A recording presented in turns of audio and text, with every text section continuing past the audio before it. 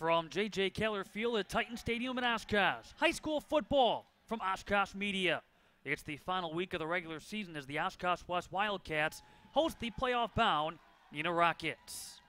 Hello, welcome to our game broadcast. Alongside Nick Bodie, my name is Matt Menzel. It feels like playoff weather, a game-time temperature, 38 degrees. And Nick, for the Rockets, looking to bounce back from a loss last week. They lost against the Fond du Lac Cardinals by the final score of 49-7. Yeah, partner, talking earlier on this week to head coach Steve Young, he wasn't pleased with that performance they had. There are only two losses to very good teams in Fondy and Kimberly, but he said against those teams you need to execute better, and he just kept repeating their mantra to me, BBT, be better today. Heading into the playoffs, he said he wants to get a big win, go into the playoffs with some momentum, and just become better every game. Rockets with 6 victories and a couple of defeats overall, 6-1 right now in the Valley Football Association South Division, a game back of first place Fond du Lac. Oshkosh West, they're coming off a victory against their in-town rivals, Oshkosh North, a week ago, and it was a convincing victory, too. Everything working the Wildcats' favor to the tune of 51-2 victory. And it was one Ken Levine was really happy with. He said, you know, even though Oshkosh North has yet to win a game and it was just West's second victory, he said this is one of those crosstown rivalries. Doesn't matter if we're both winless or both undefeated. It's always a big game, and putting up 50 points on your rival feels good. Yeah, Wildcats with a couple of victories and 6 defeats overall. 2-5 in the conference, good for 4th place out of 5th above Oshkosh North. And we will see the Rockets kick it away. They won the coin flip but have deferred.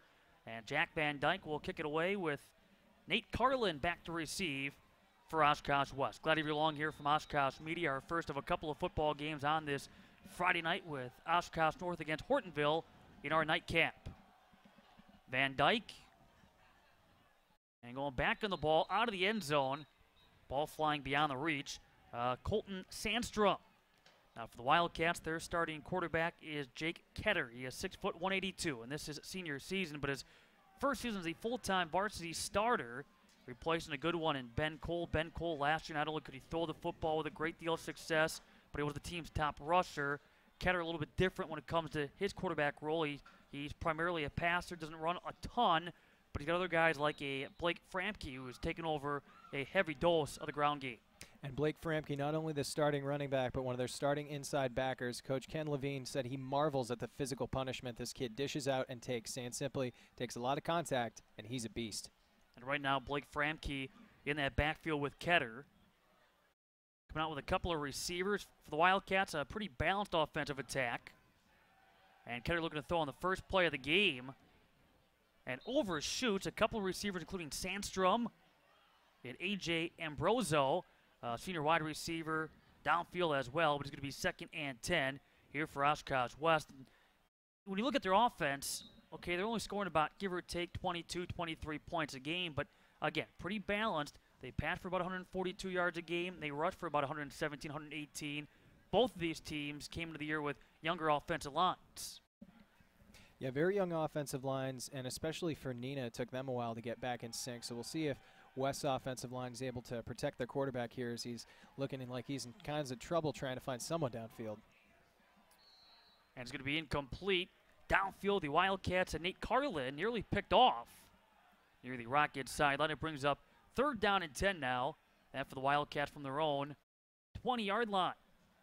Just underway here in the first. In fact, 11:43 still to go in the first quarter of play. It took a little bit for the Wildcats offense to get going last week, too, in that 39-point victory. Eventually, it was the ground attack that got the offense going. Ketter, moving slot right, Blake Framke. 3 receivers set, which will include Nate Carlin, bottom of your screen. Ketter looks that direction. And he fills up the middle. Is going to be incomplete right there for the taking. It was off the hands of Ryan Schleiss, the junior, the intended target for Oshkosh West. And that's a tough play for Schleiss. He had 3 defenders right there in the middle of the area, especially on 3rd down. You're just trying to catch it and fall down if you can, but ball a little bit off target, too many white jerseys. That's going to bring on the punt unit. We will see Jake Ketter punt it away. Back to receive for the Rockets is Sam Young. A versatile threat both on offense, defensively as a defensive back, but also here on special teams. Oh, he's the coach's son. Of course he can do everything. This from midfield and to the 46 for about a 4-yard return for Young. Tackle was made by Blake Framke, who, again, we'll see active on both sides of the football. But now we see the Rockets offense, who so far this season has been producing about 24 points a game. And they have a veteran quarterback in Sam Dietrich. He is 6'170", and this is his senior year. He took over the full-time starting responsibilities on October 6th of last year, and has pretty much been the starter ever since. He did miss a couple of games this year. He missed games against both Wisconsin Rapids and here against Oshkosh North. On first down, running the football with Carson Hughes, and he's our featured player for the Rockets. We talk about an offensive line that only brought back one starter. They've improved as the season's gone along, which has opened up the running game, and in particular, Carson Hughes. Yeah, and Coach Steve Young said it took them till about the second half of the year for this young offensive line to gel together as a unit. But he said once they got in sync, Hughes was really able to read his blocks very well, and he mentioned both Hughes and Sam Dietrich as two of their senior captains that he said really get it done vocally and on the field, making sure everybody's in the right place. Following the 1-yard gain, ball taken here by Sam Young, and Young up near the 40 for a gain of about 5. Will bring up a 3rd down and 4 for the Rockets offense. Last week they fell behind 14-0. The closest they got was 14-7 before offense was completely shut down in quarters 2 through 4.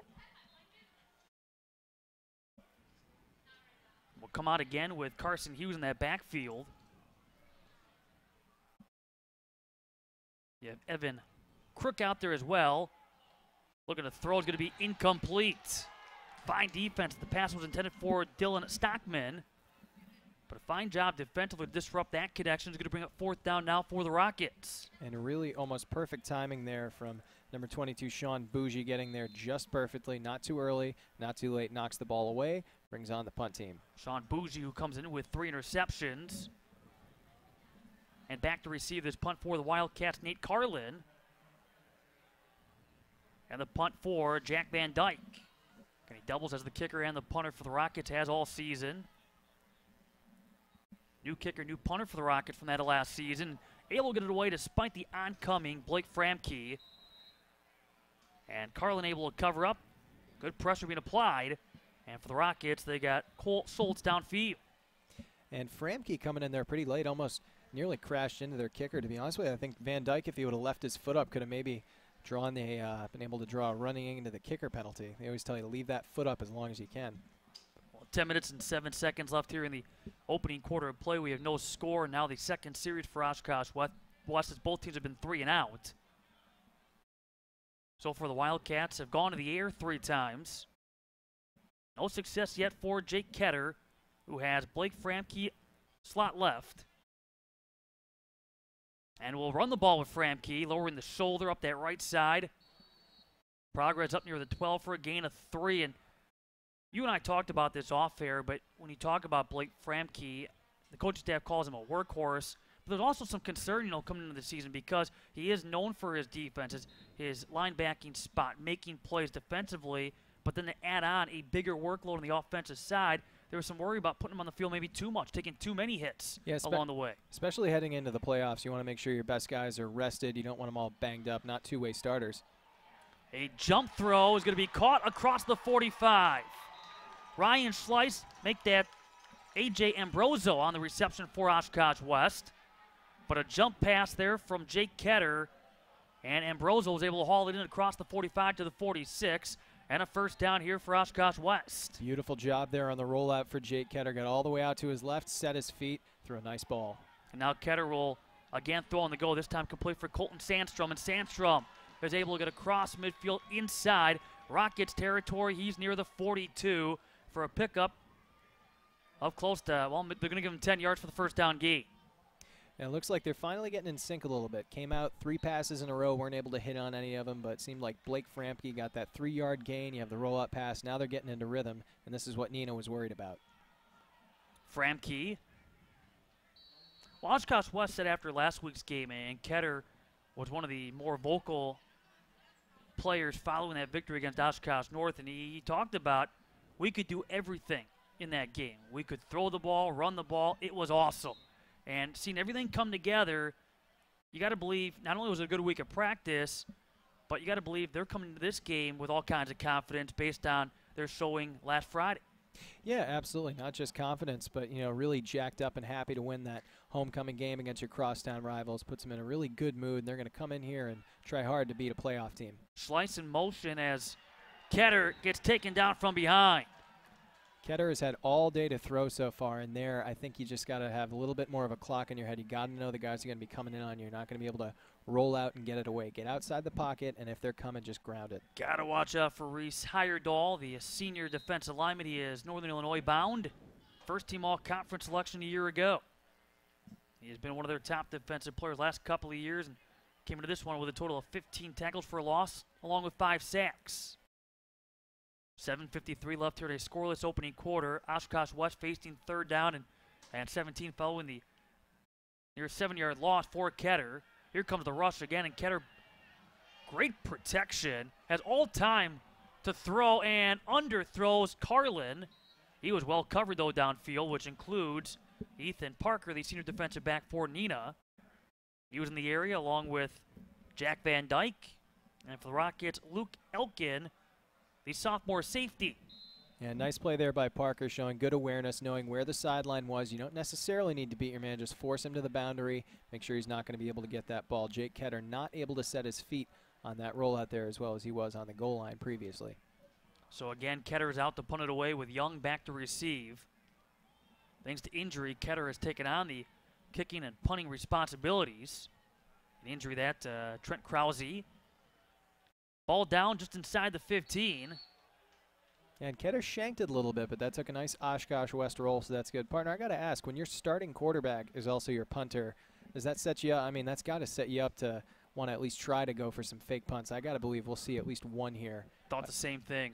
All kinds of trickery there. It certainly makes, if the Rockets in this case, think twice, especially in some of those shorter yardage situations. And right now, if you're Oshkosh West, you're playing for pride. You're not making the playoffs this season after last year the Wildcats qualified for the playoffs for the first time since 2010. You can afford to maybe throw some tricks the Rockets' direction. The Wildcats will play a 10th game. They've added a 10th game. That will be to wrap up their season next week versus Appleton East. Well, the run near the 18-19 off the keeper by Sam Dietrich. Yeah, and sometimes it's these, as you said, going in, you're a 2-win team. It's the end of the year. You're on your home field. You really got nothing to lose, so why not come out there, dial up some trick plays, be aggressive. You got nothing to lose at this point, as you said, playing for pride, trying to give the fans something fun to watch here, and trying to give your seniors a nice memory to go out on. Right now the clock is frozen here at 7:23. The referees are trying to get the attention of the booth. The clock is stopped with 7:23 to go here in the opening quarter. It should not have stopped on that run by Dietrich, who picked up 4 yards, and they're trying to figure out why the clock is not moving, if there's an issue up here or not. But clock frozen with 7:23 left here in the opening quarter. Second series now for the Rockets. They face second down and 6 when play resumes from their own 19, and that's what we're all looking at. That should be in motion right now following that run by Sam Dietrich. And if there's one thing you don't want as a coach during a cold game, it's a stoppage of play. You want to make sure your guys are staying warm, staying loose, especially heading into the playoffs. You don't want anybody to pull a muscle on something stupid. Boy, you're not kidding. Not only is it 38 degrees, but it feels like temperature at 32 and dropping as we go along. And we're right here on the Fox River, so that wind makes it even just a little bit colder. Fake to Hughes, the keeper by Dietrich. And he ran right into the arms of Garrett Olby, the senior linebacker. He's had a great career with Oshkosh West, with all counts that we'll mention as an inside linebacker a year ago. One of only 4 all-conference performers back. There were 13 that received some type of all-conference accolade for last year's playoff qualifying squad that won 5 games. And I'm going to be interested to see how much they use Sam Dietrich's legs as they go on in this one, because your starting quarterback, as we said, heading into the playoffs, you want to make sure you're keeping him healthy, keeping his reps, down in the run game, probably telling him to slide, not take anything unnecessary. Well, forced to run here as he gets hit, as he gets rid of it, launches it downfield, going to be incomplete. Launched it for Sam Young. And Joe Rebholz out there trying to chase it down. He almost got under it, but that was too deep for anyone to be able to track down. Having to heave it way downfield at Sam Dietrich. He's got the ability to run too, and we've seen it now twice, at least on this series. About 41 keepers, although some of that having to do with sacks as well. It factors into his ball carrying totals. And as mentioned with the Wildcats and Rockets both had some question marks on that offensive line coming into the season. Right now it's been a punter's delight as Jack Van Dyke gets rid of it. Nice booming kick that will take a couple of Rocket bounces. And Cole Schultz downfield to down it around the 22. So we will see series number 3 now for Oshkosh West. Both teams have been forced to punt on each of their first 2 series. Although we've seen the Wildcats move the football thanks to a throw off a completion that found A.J. Ambrozo. But otherwise, that drive would stall, and they were forced to punt thanks to some pressure was put on by Heyerdahl and taking down Jake Ketter. Yeah, so far a field position battle here, and this is one where the punter, especially playing for a really good offense, there might be weeks they don't need you a whole lot, but in a game like this, you are going to be key, just trying to play keep away and pin the other team back deep. You see next to Ketter, you have Blake Framke. 5:58 left here in quarter number 1, so just beyond the halfway point. And Framke,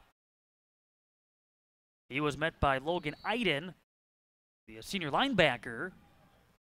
And Framke to the 27 for a gain of 5 at 2nd down and 5. Yeah, nice vision there by Blake Framke to make the cut back to the inside of the offensive line. That's something that he sees as a running back and an interior linebacker. He knows how to make sense out of that scrum, kind of see where the holes are going to be. Smart decision, keep your team on schedule. 2nd and 5 will almost always put you in position to make it 3rd and manageable. With Carlin in motion, he gets the handoff, able to turn the corner, and Carlin forced to the Rockets sideline. He was forced out near the 35 for a gain of 8 and a 1st down pickup for the Wildcats. And Nate Carlin out of that H-back role. I was curious when Ken Levine sent us his starters. I said, do you use your H-back as more of a blocking tight end type, or do you use it more in the vein of what Urban Meyer does at Ohio State, where it's the speedy guys like Braxton Miller and Jalen Marshall? He said, yeah, they're quick guys, and I wouldn't be surprised if we see some more of that jet sweep action here as the game goes on. We'll expect to see more of an up-tempo offense, too, from the Wildcats. Pressure. Again, it's Heyerdahl able to wrap up Jake Ketter. Now, Heyerdahl looked like he came pretty much clean off the edge there. He looked almost untouched. That seemed pretty easy. I think Jake Ketter was very surprised to see him back there so quickly. The protection's been pretty good here most of the day, but no time to throw there for number 12. That's twice now that the senior defensive lineman's been able to get right at Jake Ketter, bringing him all the way down to the 25 for a loss of 10. It's going to be 2nd down and 20. And that's the difference between a veteran defensive end and a young defensive end. He's been there. He's played enough football. Heyerdahl knows sometimes when that snap count's coming, if you can time it perfectly, especially against a young offensive line, you can make some big plays. Carlin and Ambrozo, the 2 receivers on that left side, but a screen pass that will find Framke, and he's able to get across the 35, trying to wrestle his way closer to the 37. Based on progress, they may give him the 37. Luke Elkin among those for the Rockets, and Ethan Parker on the Neenah stop. And a beautiful acting job there by the offensive lineman for West. Your linemen need to be able to sell it on a screen. You don't want to make it too obvious or the D-line's just going to drop back, but especially Callan Balke doing a really nice job there. Catches it, takes it upfield. Now they got themselves 3rd down and 8. See what they do here. Off that 12-yard pickup. Slice, the receiver, top of your screen with Carlin and Ambrozo. On that left side, Ambrozo in motion. Again, great pass protection here for Ketter. Has time to throw it and complete it across midfield. 1st down gain for the Wildcats off the completion to Colton Sandstrom. I like the route combination so far we've seen Ken Levine use. He's putting guys in all different directions, not just letting you key in on one area. Sometimes these spread teams can get a little too reliant on trips bunches, but going 2 by 2, sending guys to all different areas of the field, you're going to open something up. If you can protect your quarterback, as the line has been able to do, someone's going to come open. 1st down. Sandstrom coming off a nice performance last week. 4 catches, 54 yards, and a touchdown. He also had a kick return for a touchdown at 82 yards on this very field against Oshkosh North. Carlin, he'll get the flip there from Ketter. Again, using Framke as the decoy. And on the sideline, he is forced once again. There for the Rockets to force him. Out was Logan Iden. He got some help from Sam Young. And a little wide open football there, pitching it out to the wide receiver. Kind of interesting to see some of these high school offenses so old school, but I like to see somebody come out and spread it out here. Only negative is he caught it so far back that he lost a yard when all said and done. And that's the problem with the toss plays. You're starting with a negative gain, so especially why coaches are cautious going with it in short yardage and on the goal line. There on 1st and 10, you can afford to take the risk. 3:08 left here in the opening quarter. On 2nd and 11. Take a hop, skip, and a bounce, incomplete for Framke. Good pressure that time on Ketter. I've been impressed, though, so far. You know, the first number of series we've seen for Oshkosh West, this line has been buying, for the most part, Ketter some time to maneuver. Yeah, they've looked really good, and something interesting I'm noticing here with A.J. Ambroso is he almost looks like he's lining up playing arena ball, kind of going with that motion start. I wouldn't be shocked if they get called for a false start. He's been playing it pretty close, but getting kind of a running start, lines up behind another one of the receivers at the beginning of the play, makes you think maybe they're going to throw a quick screen, try to draw a defender to the flat. So we'll see what they do here on 3rd down and 11. Hey, if we're playing arena ball, they only have 50 yards to work with right now to try to find that end zone. It's 3rd and 11 from the 49. Slice will come back this near side. Here comes the rush. Ketter able to dump it off. And Framke, nice move. Gets across the 40. He's up near the 36 and a first down gain off the 13-yard pickup. And that'll warm up the home crowd. They're happy to see that across the 50, heading into enemy territory here.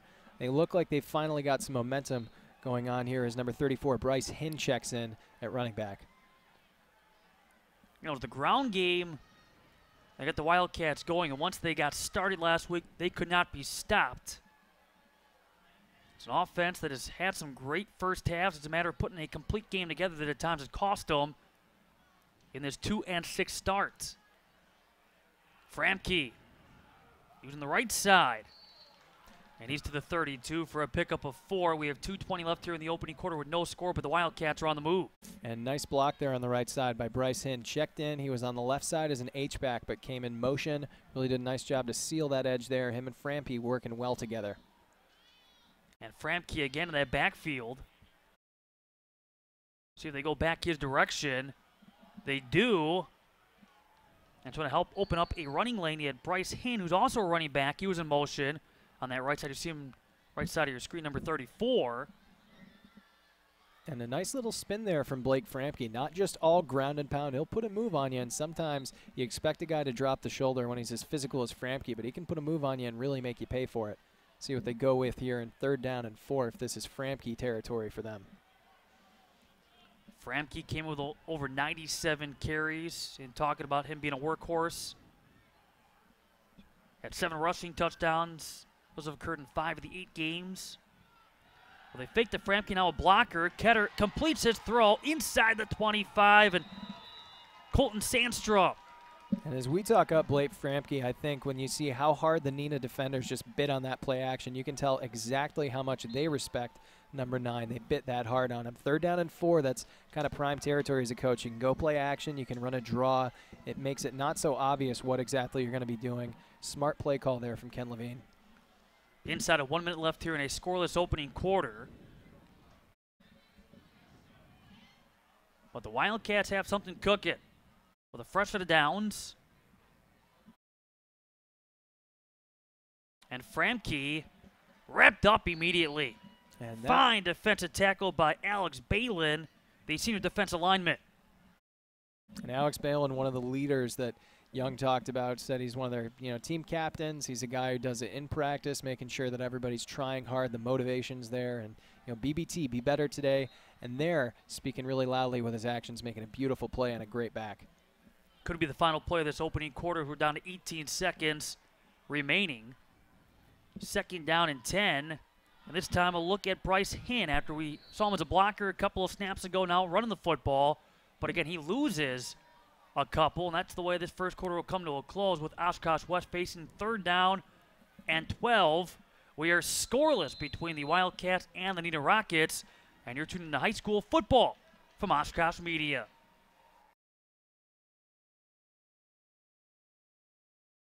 That spans 13,000 years in the new People of the Waters exhibition at the Oshkosh Public Museum. Discover how the Ice Age transformed the landscape. Experience living in a full-size recreated longhouse. Uncover the past and learn the secrets of the fur trade. People of the Waters, a new interactive exhibition at the Oshkosh Public Museum. Discover more at oshkoshmuseum.org. Todd's a great guy. I mean, look at him. What a sweetheart.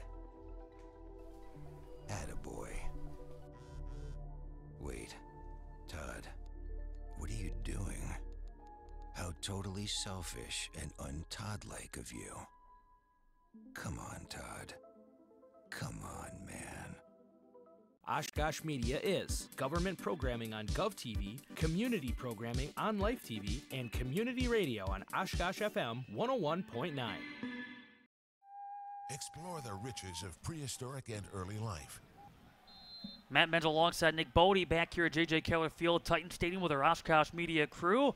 Final week of the regular season. Rockets are playoff bound for a 5th consecutive year. Wildcats right now playing for pride, trying to knock the Rockets off, and right now facing a 3rd down and 12 at the 24 as the second quarter gets underway with no score. Ketter, all kinds of time again to throw. Looks for the end zone. Is going to be caught, and a touchdown. A Wildcats touchdown to Colton Sandstrom. Beautiful job there, route running by Sandstrom. Had a couple defenders back there, but he found this soft spot in the defense, and Jake Ketter put it right on the money. Also, great job up front blocking from the Wildcat offensive line.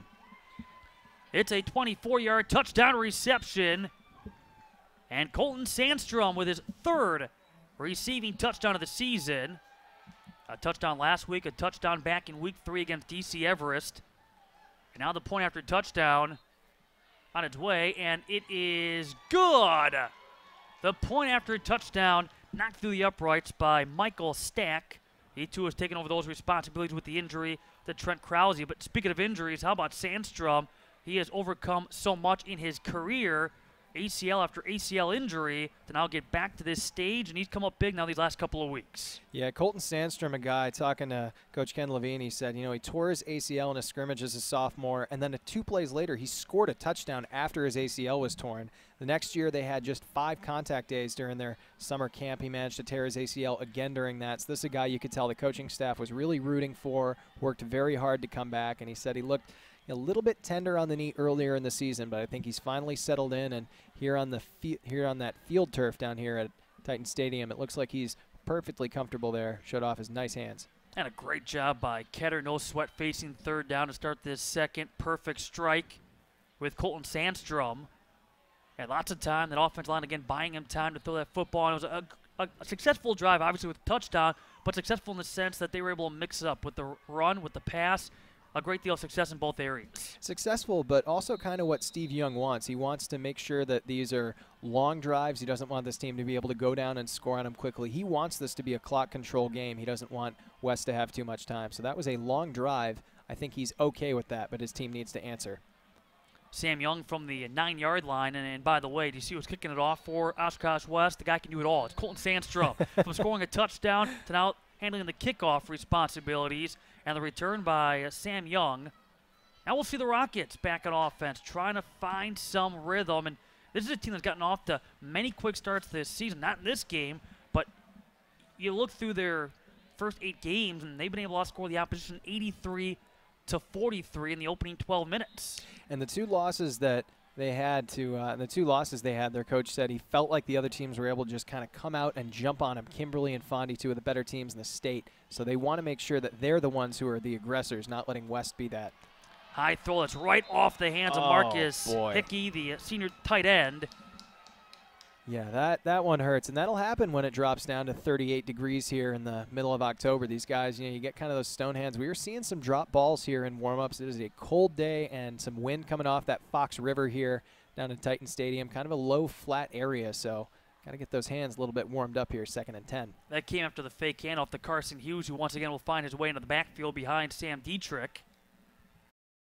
2nd down and 10 from the 24. 11:38 to go here in the second quarter. Little option play. And that's where they go. Option right. Hughes gets bumped out by David Cole, a sophomore defensive back. And classic sprint option play here coming out of that pistol formation. Really gives you a lot of freedom to do pretty much whatever you want there. Sam Dietrich sprints out right. As soon as he felt like he had the defensive end crashing in there, made a nice decision, pitched out to Hughes, and now he's got 3rd and medium. 3rd down and 4 to be exact. We're going to get that 35. With trips to this left side of the offensive line. High throw is going to be hauled in by Logan Morrill. First time we called his name out after it looked like maybe it was destined for Sam Young. It flew beyond Young's reach, but Morrill right there behind him to haul it in. You got to be careful when your offensive coordinator's drawing up route combinations, because sometimes, especially if you have a tall receiver, he might see a ball that comes into his area, assume it's for him, try to get a hand on it, and not realize there's someone behind him who has an easier job to make the catch. But they were able to execute nicely, pick themselves up a first down. Now let's see if Neenah can get across midfield here. The first time, not forced to punt 3 and out on a series. They put Dylan Stockman in motion, option, and Hughes able to haul it in just in the nick of time, too, because that easily could have been picked off. Oncoming for Oshkosh West, he had Bryce Hinn, who was right between the two as they went to make that connection. Neat little move there, though, from Sam Dietrich. We saw him run the speed option to the right side. Here he does it with his left, so I got to believe that's something they practiced a lot, because it's tough to get that pitch with your offhand there. Nice decision there by Dietrich. Pays off here on the first down. There was a penalty, though. Oh. The preliminary signal was being blocked by the Oshkosh West sideline, but it went against the Rockets. Perhaps in the area of a hold, and it will knock them back to the 34. After a clean first quarter without a single penalty. Yeah, really kind of an old school game in the first quarter. Just punting, ball control, and played pretty cleanly, but now our first penalty of the game, that'll set them back. But that's what you love to see as a coach. You're the final week of the regular season, and you're no longer making those mistakes you're making the first couple of weeks. That's disrupted. Looking for Morrow, but getting his hand in the cookie jar yet. Sean Bougie, the senior defensive back. And making a nice play there on Logan Morrow. I think if Dietrich puts that just a little bit lower, Morrow is able to catch it and go to the ground. Looks like they're not trying to pick it all up there on first down, but now the pressure is on in 2nd and 18. You got to get a big yardage pickup here if you want to have a third down and manageable. I'm starting to see the Rockets attempt to get Logan Morrow more involved. He has been more involved. He's been one of the surprise stories in that receiving core this season for the Rockets. His reception total is more than double from last year. With Young in motion, he gets the handoff, turns that corner up the right side, gets a key lead block from Hughes, and Young will get across midfield. And that's one of those on paper, handing it off to a wide receiver on second down and a mile doesn't seem like the best play call, but when you have players who can execute it, my guess is that's something they've tried before, and the coach clearly knows how his son can execute. Really nice play there, 3rd down and 1. Following that 17-yard gain, and again, a fine job, everybody providing blocks on that right side, including Carson Hughes. So 3rd and 1 for the Rockets at the Wildcats 49. We're 2 minutes into this second quarter. Oshkosh West striking first up 7-0, scoring just seconds into this second. A little hesitation, but Hughes finding an opening. Boy, he had time to think about what he wanted to do and look for the opening and able to make the most of that opening that eventually did occur. And he's at the 35, a gain of 14 and a fresh set of downs for the Rockets who, man, are they moving that football area 31 yards on back-to-back snaps. Yeah, and that was Garrett Albee, number 4, the outside linebacker, who finally brought him down, because I think there was a moment of panic there for the home crowd here. It looked like he might have gotten loose there, but nice job by Sam Dietrich trying to use the hard count there in a 3rd down and short situation. Didn't get anyone to bite, but good to see your veteran quarterback smart enough to try and draw him off sides there on 3rd and 1. And so far, a great response from the Rockets upon giving up 7 points. Dietrich looking for the end zone, to be picked off.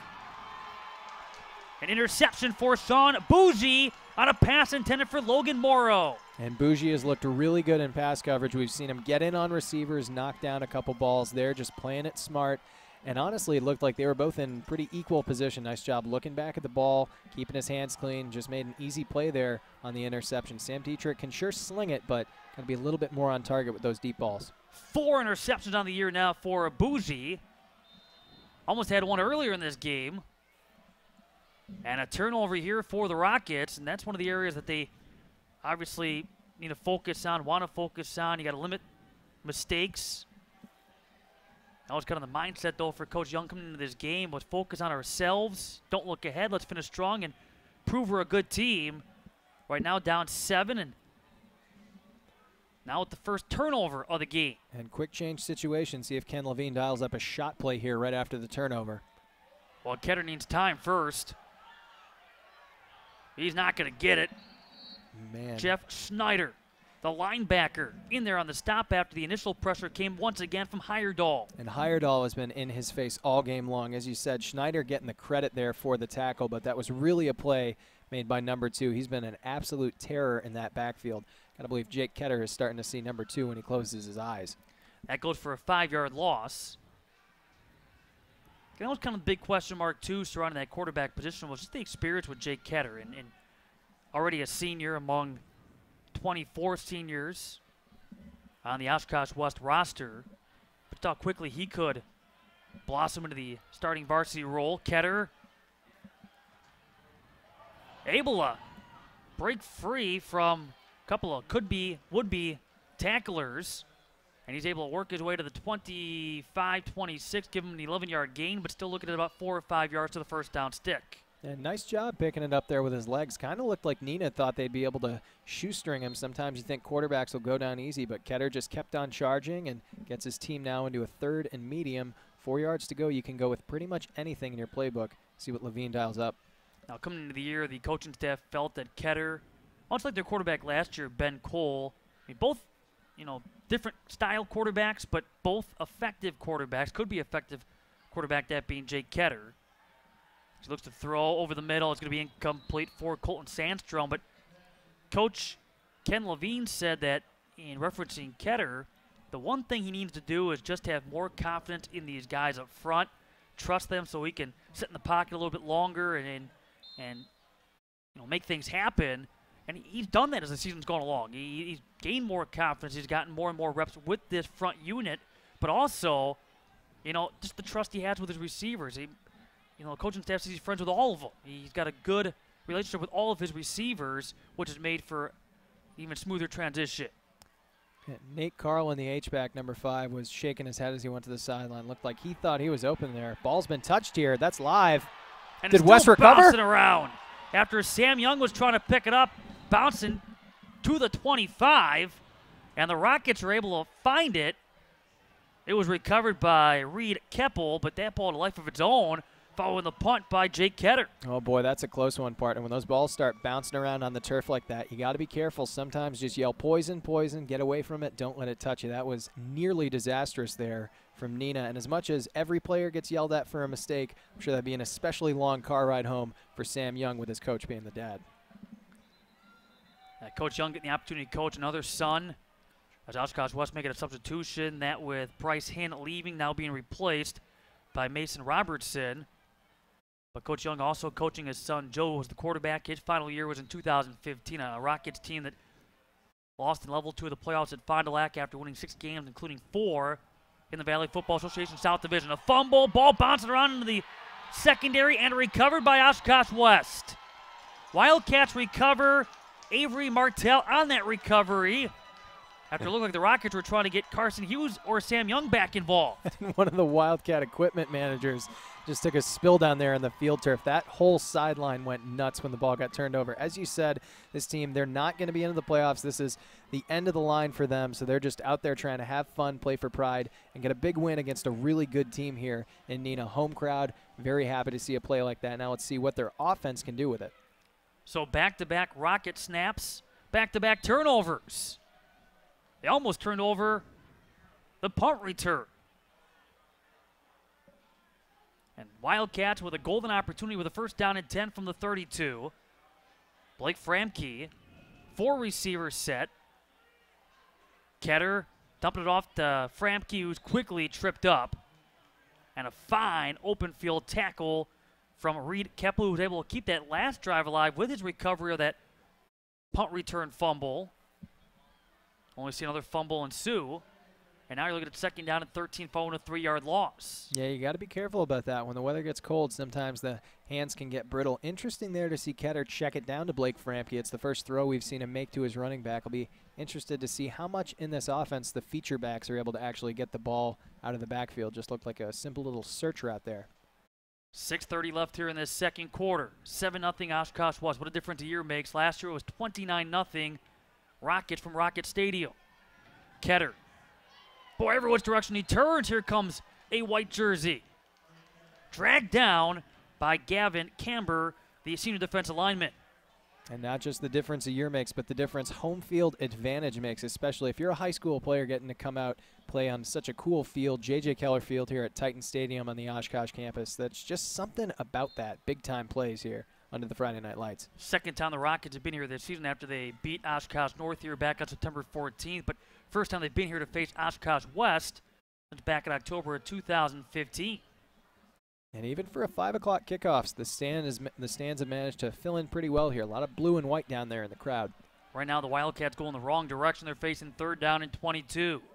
Not a lot of plays in the playbook for 3rd and 22. Let's see how deep they try to go with it. Well, it's going to be a shorter throw. That's going to be ruled, I believe, a completion for Colton Sandstrom. They do, in fact, give him the yardage, but he's going to be still 12 yards short of the first down marker. It's a 10-yard gain. And the Wildcats will bring Ambrosio back in. But this is where, again, maybe you throw the Rockets a little bit of a curveball, because are you attempting to go for it, or will this be a punt by Jake Ketter to pin the Rockets back in their own, deep in their own territory? We'll have to wait and see, but they line up right now with Blake Framke slot left. And you got to wonder if the philosophy was to get it all or just set yourself up here at midfield. 4th and 12 now, but we got a penalty. Looks like they'll blow the play dead. See who jumped. Maybe one of the receivers, and it will in fact be a false start here against Oshkosh West. So from 4th and 12 to 4th and 17, does that change your mindset? I mean, it's 5 yards, but it's 5 yards. You know, if you're going for it on 4th and 12, I don't think you're really too concerned about it. On your side of the field here, home stadium, fired up, coming off a turnover, why not? Let Jake Ketter come out here, air it out. Looks like that's what they're going to do. Back-to-back turnovers. And the defense has responded so far for West. Ketter getting the players to jump down there here for Neenah. They look really eager to get after the quarterback on 4th and very long.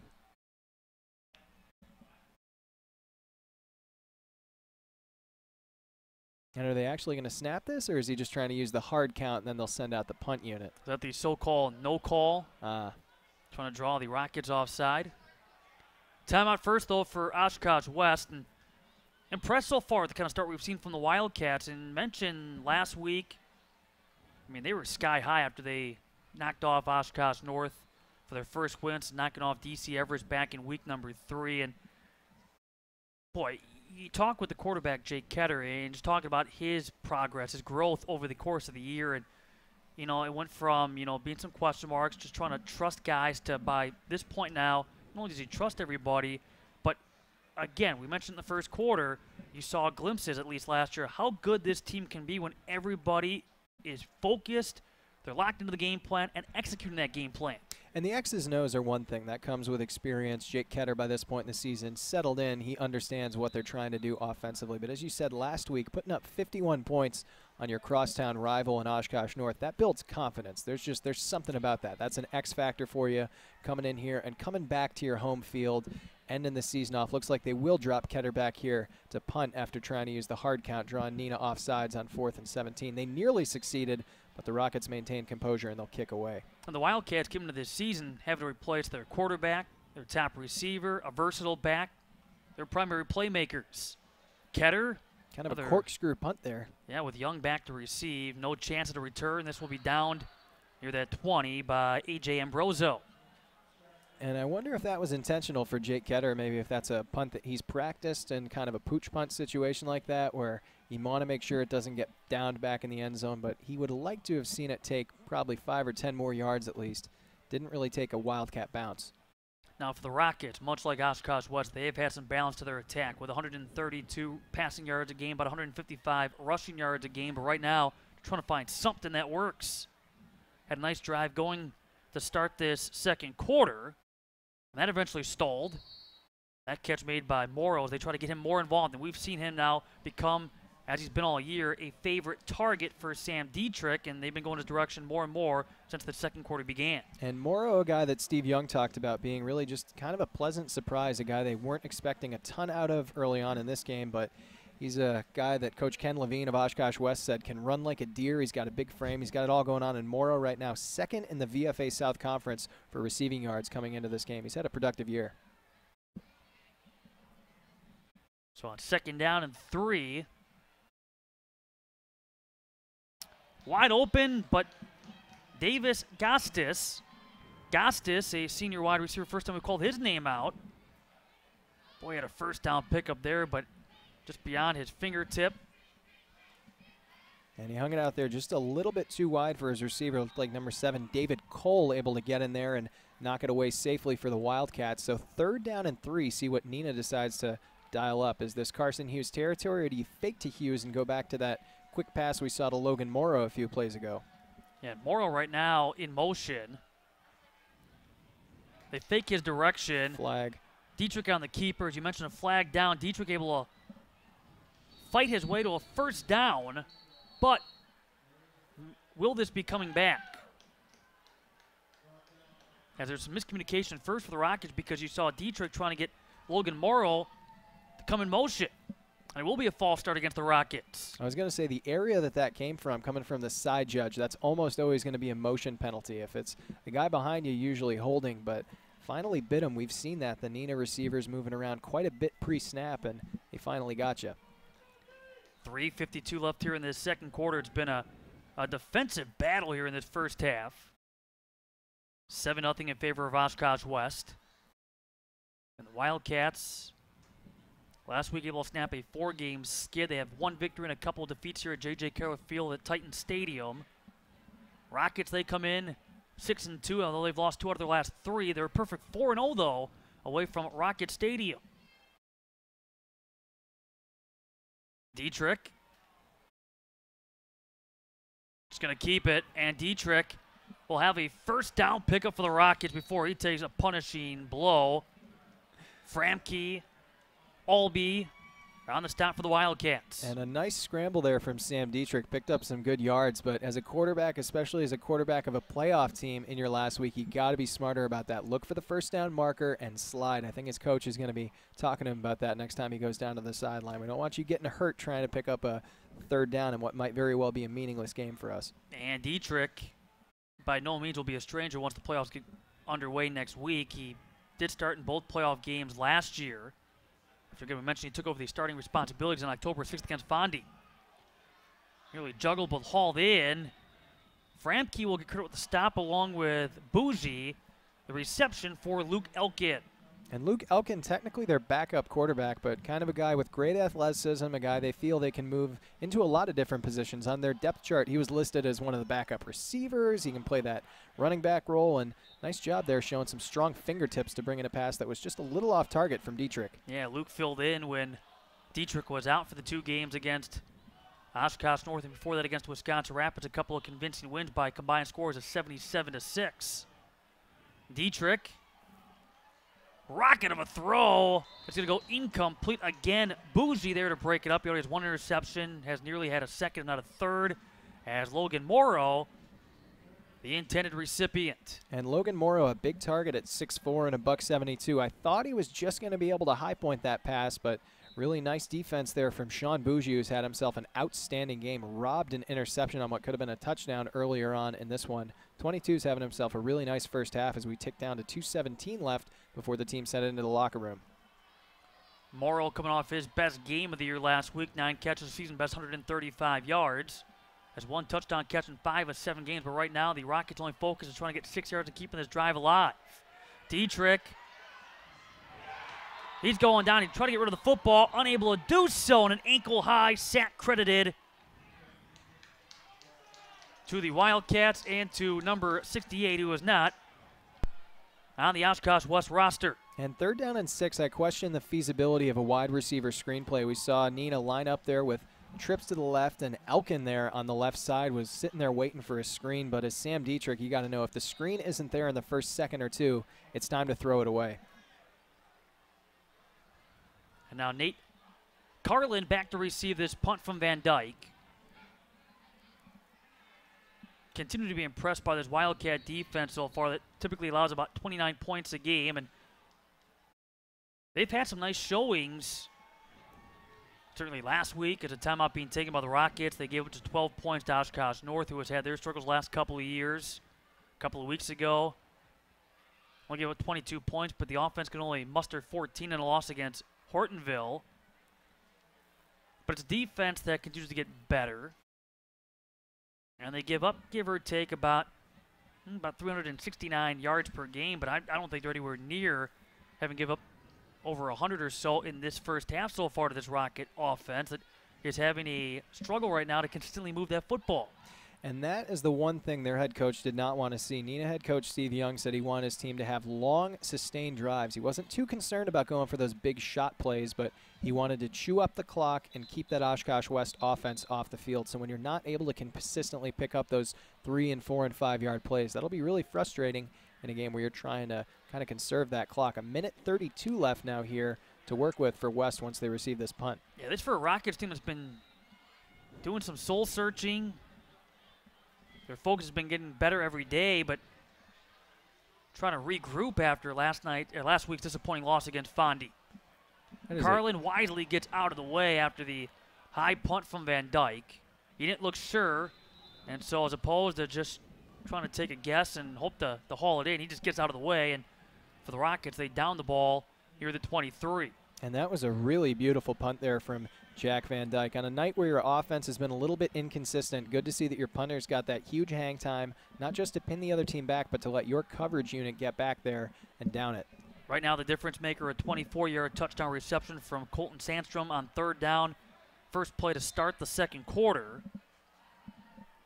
That's against a Rocket defense we haven't talked much about yet in this game, but a suffocating defense last year. They brought back 8 starters, a number of experienced players, including a linebacker who has certainly seen his first share of accolades, that being Logan Iden.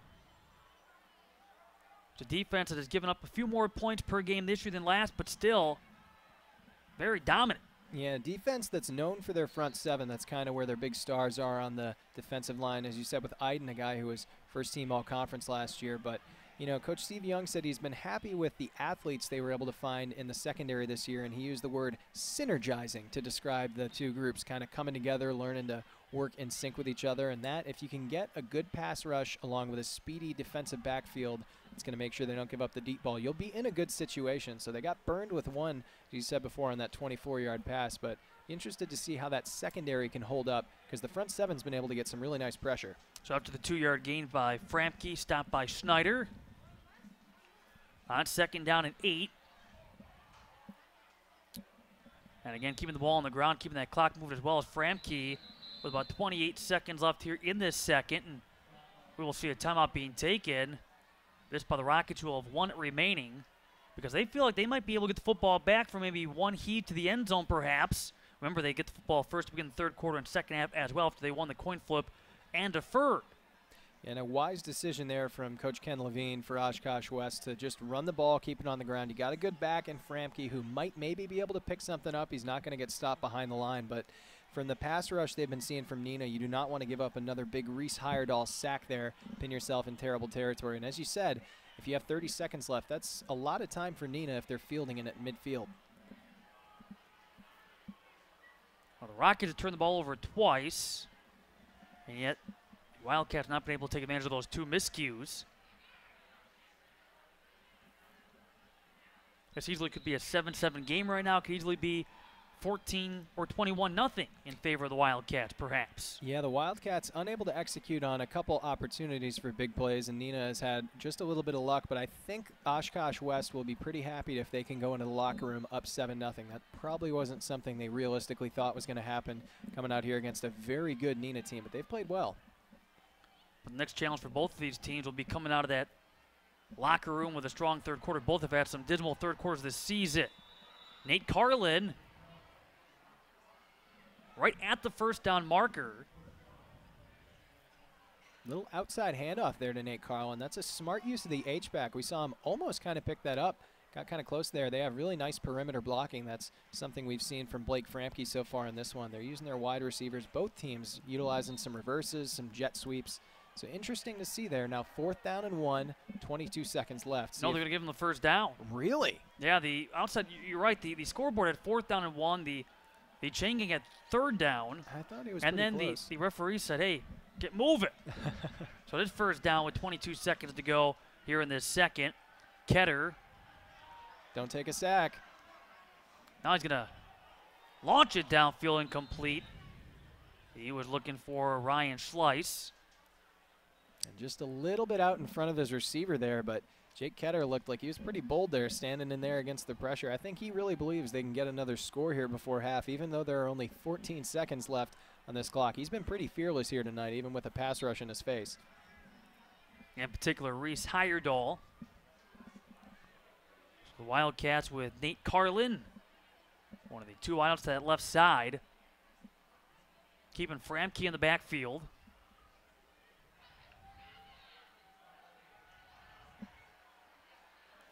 Ketter gets rid of it and just throws it to the sideline. He did have Colton Sandstrom over there, but incomplete. Stops the clock with 8 seconds left here in the second quarter. Now 3rd down and 10, facing West. And so you put the ball in your quarterback's hands twice. You let Jake Ketter take a couple shots here, but 8 seconds left, 3rd down and 10. I'd say this is just time to, run it, kneel it, try to get it out of there. You don't want to give up anything stupid here in the final seconds of the half. Coming out in a spread look, though, so we'll see. Maybe they'll try to throw one more, something quick underneath, perhaps a little wide receiver screen play to Ambroso or Schleiss. If it is a pass, I would definitely expect Blake Framke to stay in a block, make sure that nobody's getting Jake Ketter down the backfield. We'll pitch it over to Framke. You see Framke kind of looking up. I'm not sure if he's watching the clock, but either way, time will expire here in the second quarter that sees a 24-yard touchdown reception from Colton Sandstrom as their difference maker. And so through one half of play in this Week 9 battle, Oshkosh West with a 7-0 lead on Neenah, the playoff-bound Rockets. Stay tuned. Our halftime report coming up. You're tuned into high school football from Oshkosh Media.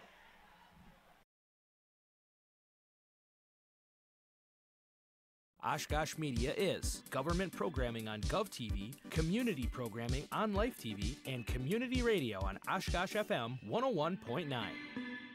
My name is Mike, and I'm the DAV. My name is Annette, and I am the DAV. I'm Lee, and I'm the DAV. I'm Dick, and I am the DAV. I'm Steve, and I'm the DAV. I'm Rod, and I'm the DAV. I'm Adam, and I'm the DAV. I am George, I am the DAV. We are the DAV. DAV, fulfilling our promises to the men and women who served. Behind me is the remains of what used to be the fire barn. And it was built in 1974, and it was a goal to remove the fire barn from the museum site. That goal was established in 1992, so here we are 26 years later, and the fire barn is finally gone. The fire barn was a collection storage building. It was never really intended as a long-term building, and the condition was really deteriorating. It was really in tough shape. So to remove the building required that we find a home for all the artifacts that were stored in there. We have a new storage facility over on Sawyer Street, and that cleared the way for the removal of the fire barn. So the cool thing about having the fire barn gone is now all that traffic on the corner of High and Congress can see a great view of the public museum, and it's a really nice view. And so with that building gone, now you can see the museum really for the first time since 1974. So it's a good goal. It took 26 years to accomplish, but we're pretty happy about it. Oshkosh Media is government programming on GovTV, community programming on Life TV, and community radio on Oshkosh FM 101.9. Oshkosh West, they have lost 5 consecutive against Neenah. Well, at least through one half of play, lead the Rockets in this Week 9 battle by a 7-0 score. It's high school football from Oshkosh Media. And Oshkosh Media produces a number of municipal videos from the city of Oshkosh. Let's take a look at what's new from Oshkosh Media.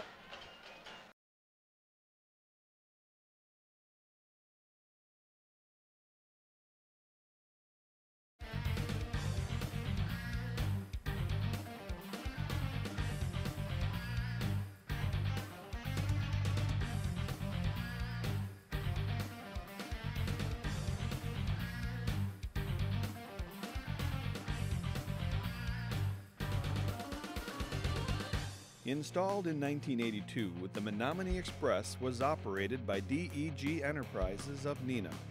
The City of Oshkosh Parks Department took over operations in 2002. The train operates during the summer season and is very popular with roughly 25,000 riders per year. The train consists of the 25 horsepower gas engine operated by summer staff and 2 passenger cars with 6 seats each. Pick up your tickets at the Children's Amusement Area concession stand at Menominee Park and hop on the train at the depot on the opposite side of the building.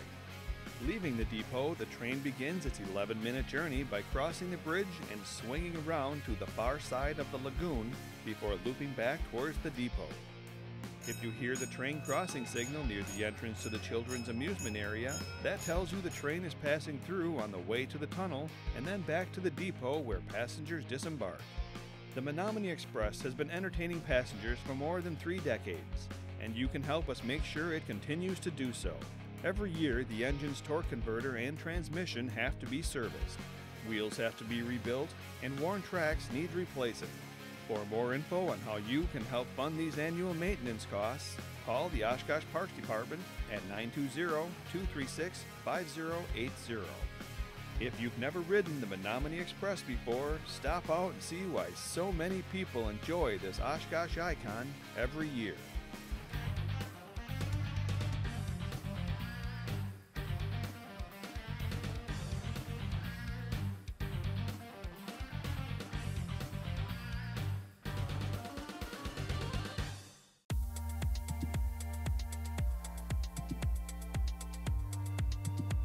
I'm here with my grandson Oliver, standing next to one of the beautiful lake flies from our public art project. This is called Gulliver's Travels. It was by artist Deb Bartlett and was sponsored by the Oshkosh Convention and Visitors Bureau.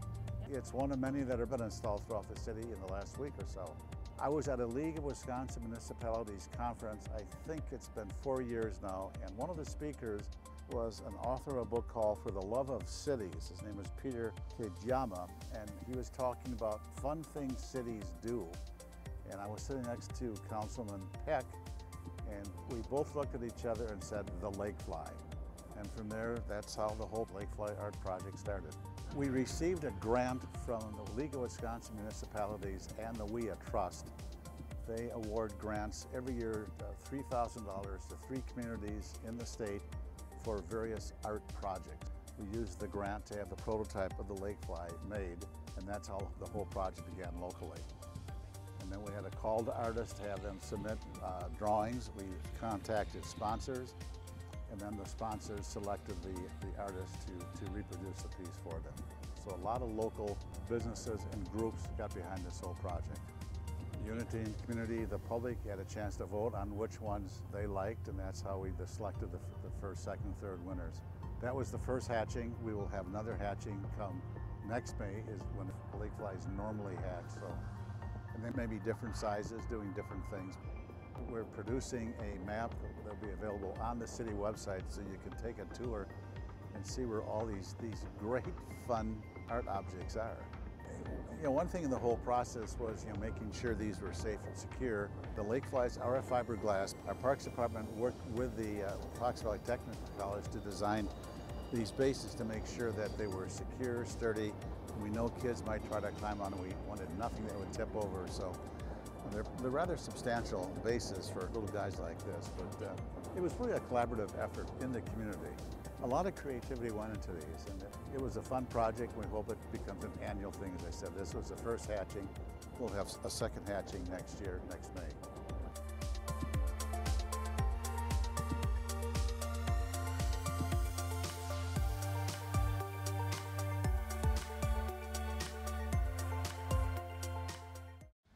Hey everyone, this is Jared Aberderis. I'd like to introduce the Oshkosh Police Department for the Lip Sync Challenge. Go get them, boys. Alright, so we're in Wisconsin right now.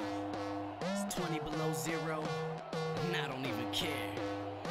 Cause we're at Lambeau Field, and I'm a cheesehead.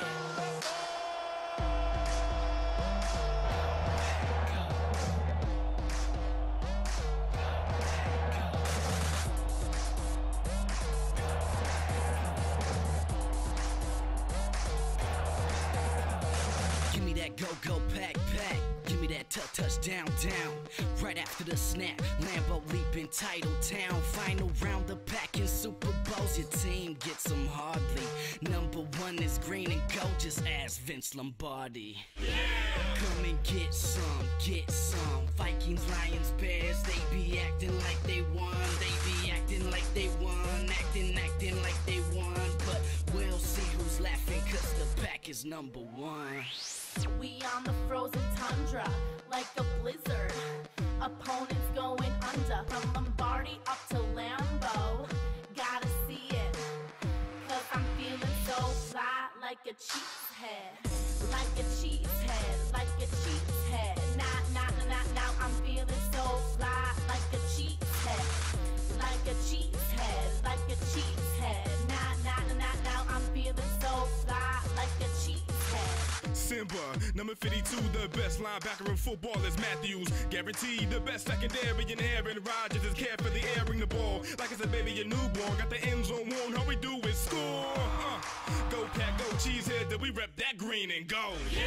Come and get some, get some. Vikings, Lions, Bears, they be acting like they won. They be acting like they won, acting like they won. But we'll see who's laughing, cause the pack is number one. We on the frozen tundra, like a blizzard.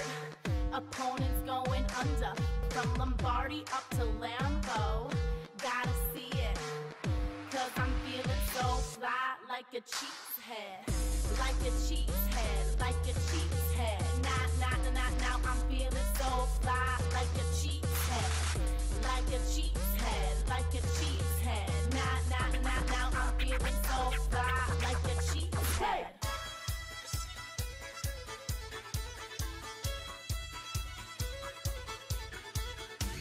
We on the frozen tundra, like a blizzard. Opponents going under, from Lombardi up to Lambeau. Gotta see it, cause I'm feeling so fly, like a cheesehead. Like a cheesehead, like a cheesehead. Now I'm feeling so fly, like a cheesehead. Like a cheesehead, like a cheesehead. Now I'm feeling so fly, like a cheesehead.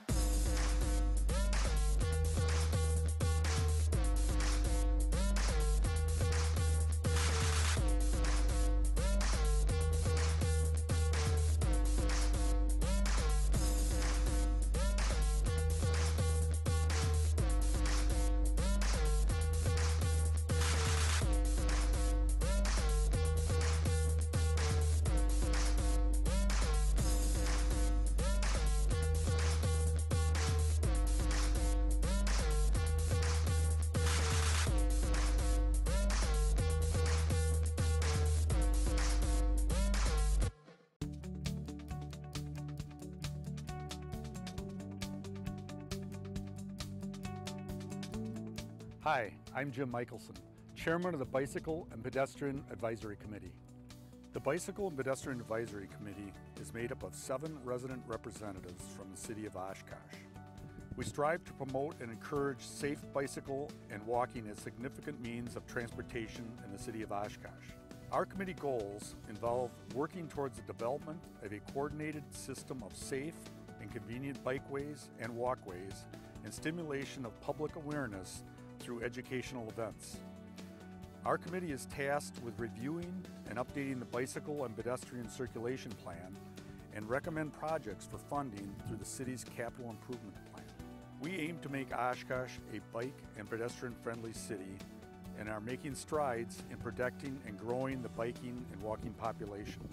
The Bicycle and Pedestrian Advisory Committee and many other boards and committees who serve the city of Oshkosh are an extremely important part of our local government and community. We encourage you to consider serving on a city board or commission to help make Oshkosh a great place to live, work, and play.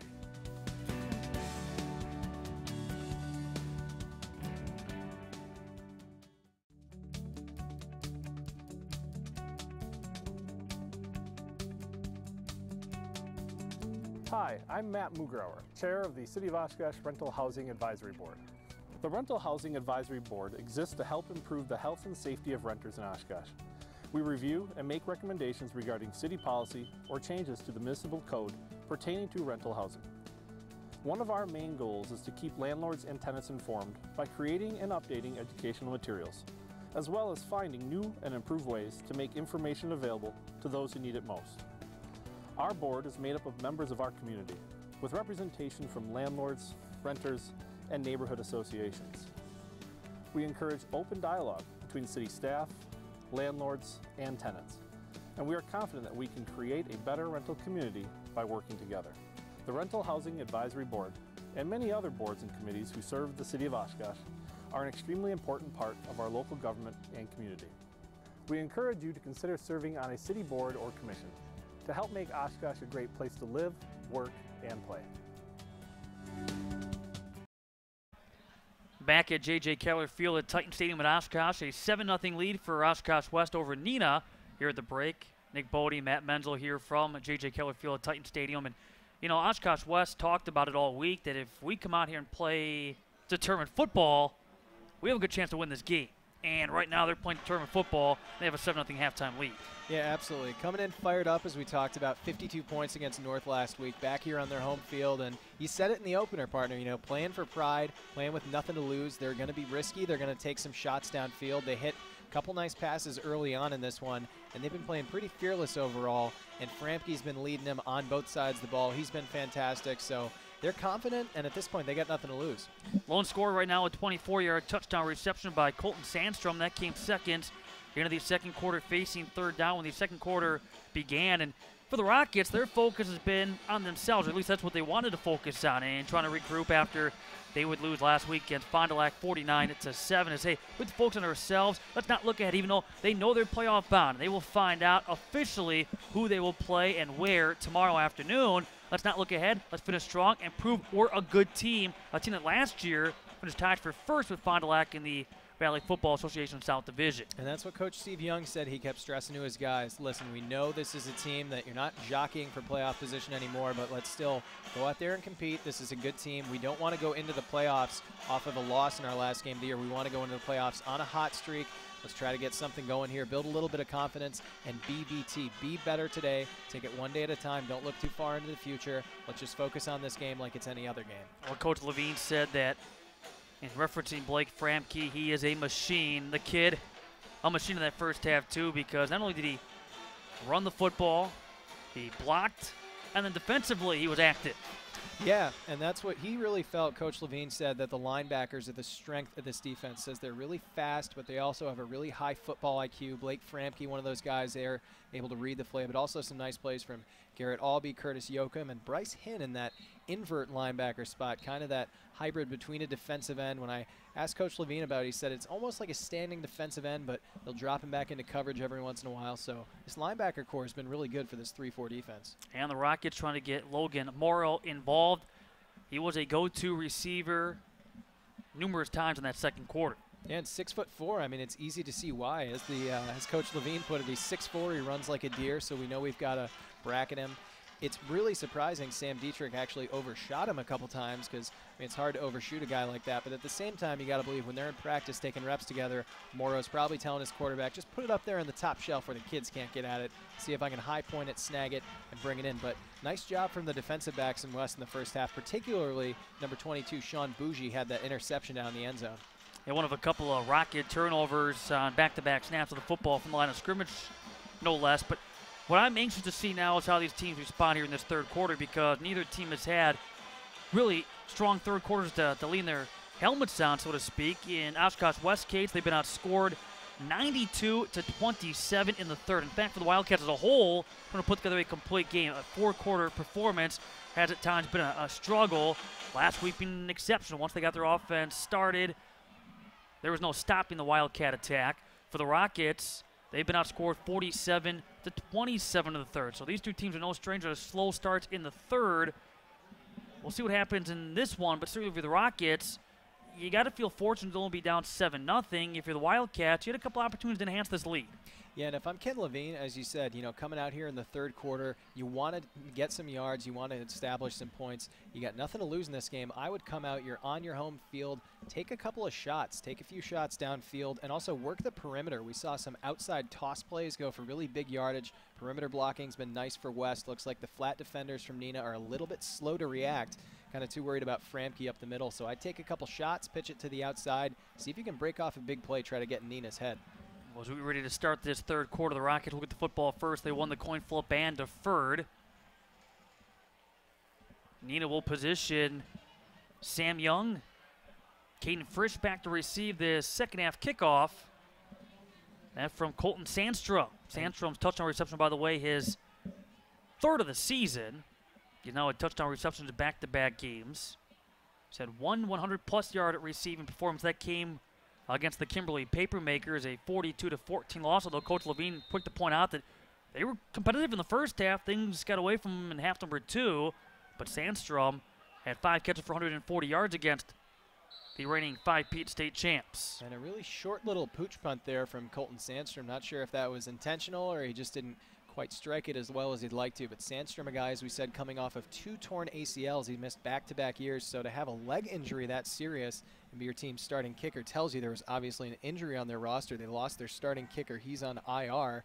And with that short kick, they've set Neenah up in pretty good field position. They'll start on the 40-yard line. First down and 10 for the Rockets. As Heyerdahl falls on top of the football for Neenah. See if we see more of Hughes. Gets his number called here. That's a nice play call there for Neenah to start this half off. As we talked about, Logan Morrow, a guy that they probably want to get going in the second half. They motion him out to the left, which got the Wildcat defense to bite a little bit that way, and then you just hand it off, tackle to the right side to Carson Hughes. That's some smart play calling. It's a 6-yard pickup. Avery Martell on the Wildcats stop. And 6 yards will keep you on schedule. That's what Steve Young said he wanted to do. Just run the clock out, try to control this game, and keep that Oshkosh West offense on the field. He wants long, sustained drives, and 2nd and 5 is a good way to do that. On the keeper, Dietrich. The inside Wildcats territory. Man, he is fearless, isn't he? We saw him take a couple speed option type plays in the first half to the outside where he pitched it, but they're just running it up the gut, and he looks like he has no intentions of sliding when he gets up there. He just kind of wants to keep on going, gets his team across midfield there, and I think he might have given a bit of a fiery speech there in the first half because he probably feels like they should be up in this game considering the talent he has at his skill positions. Well, from the Wildcat 47. High snap brought down by Dietrich, gets a lead block from Hughes, and a stop near the 45, about a 2-yard gain. And again, kind of a QB sweep play there, and that's interesting play call to see. They're obviously working Dietrich a lot. As you said, you worry a little bit about your quarterback's health heading into the postseason, but if he's your best shot at running the ball, they're keying in on Carson Hughes. Why not? Had a nice game last year against Oshkosh West, in which he went 10 for 18 passing, 194 yards, 2 touchdowns and a pick. Carried the ball 6 times for 57 yards and a score. Facing the Wildcat defense coming off their best performance of the year last week. Gave up only 12 points. That's the fewest points they've allowed in the game this season. Dietrich throws and completes to Morrow. And Morrow coming in motion again. He was initially lined up to the bottom of your screen there, but he shifted over to the left. I think they're trying to get some mismatches there with number 13. Nice pickup there. Now 3rd down and short. I like the play calling again, though, from the Rockets, getting a number of different players involved. It hasn't been one-dimensional, and all of a sudden you go from Hughes to Dietrich to now getting Morrow involved. As you mentioned now, a 3rd down and a couple of yards to go facing Neenah. And that's something their coaching staff wanted to do. They said, we feel like we have really good balance on offense. We don't want to just let teams key in on either the run or the pass. We're going to spread it out, see which way they go in 3rd and 2. With Stockman in motion, Hughes gets his number called again, and he's trying to fight to get back to that original line of scrimmage. And as Hughes, you've got to know what the situation is. 3rd down and 2. He tried to cut it to the left. I think he saw a bit of an opening on the outside. Maybe thought he could get more, but on 3rd and 2, you just got to make sure you're keeping your pad level low and falling forward. Loses a yard there on 4th down and 3. And now they've got a decision to make for Neenah on their side of the field. Albee and Hinn combined with that last Wildcats tackle. As you mentioned, decision time here for Neenah is to start this 3rd quarter. And Dietrich will throw. It's going to be a 1st down gain tomorrow. No question where that football was headed. Tackle made here by Sean Bougie. But again, it's one of those where Dietrich, he was looking the entire way and quickly got rid of it, and ready to catch it was Logan Morrow. And a really smart play call. You know, I like the going for it on 4th down and 3. I think oftentimes you see coaches that are a bit too conservative. I'm not saying you should go for it on 4th and long inside your own 20, but on your side of the field, a game that's kind of up for grabs. If you have a really good receiver, throw it to him. Let him pick it up. Have some faith in your offense because they're fired up right now. Sam Dietrich looks really happy. Throwing the pump fake. Dietrich will throw, looking for some separation, and it's going to be incomplete. Morrow trying to create that separation again. Bougie was right there, all over Morrow on the coverage for the Wildcats. Sean Bougie has been the saving grace here for Oshkosh West in this one. Kind of reminds me of Bud Grant with the Minnesota Vikings used to tell his DBs, nothing cheap and nothing deep. He has been their guardian on these deep balls, and that's tough against a big body guy like Logan Morrow, who's got a couple inches on him. 8:47 to go here in the 3rd quarter. 2nd down and 10. Ball placed at the 35. Dietrich is going to take off. And stood up right there at the line of scrimmage. Looks like he took a shot to the ribs. I'm hoping Dietrich's got that quarterback flak jacket on. Looks like he does from what I can see from his pads, but that's why you wear that. Garrett Albee, Curtis Yoakum. Couple of linebackers there to provide the stop of Dietrich. But notice, too, when he runs the football, more times than not, he's holding the football out for the taking as opposed to tucking and running. Yeah, you want that thing high and tight. The idea is that a defender coming behind you shouldn't even be able to see it. You don't want to be carrying that thing out there like a loaf of bread. Got to be careful. Be careful here, too. Don't turn it over. He's got plenty of time to throw deep. Another pump fake, and Dietrich, his receiver's well covered as he gets chased all the way back inside his own territory.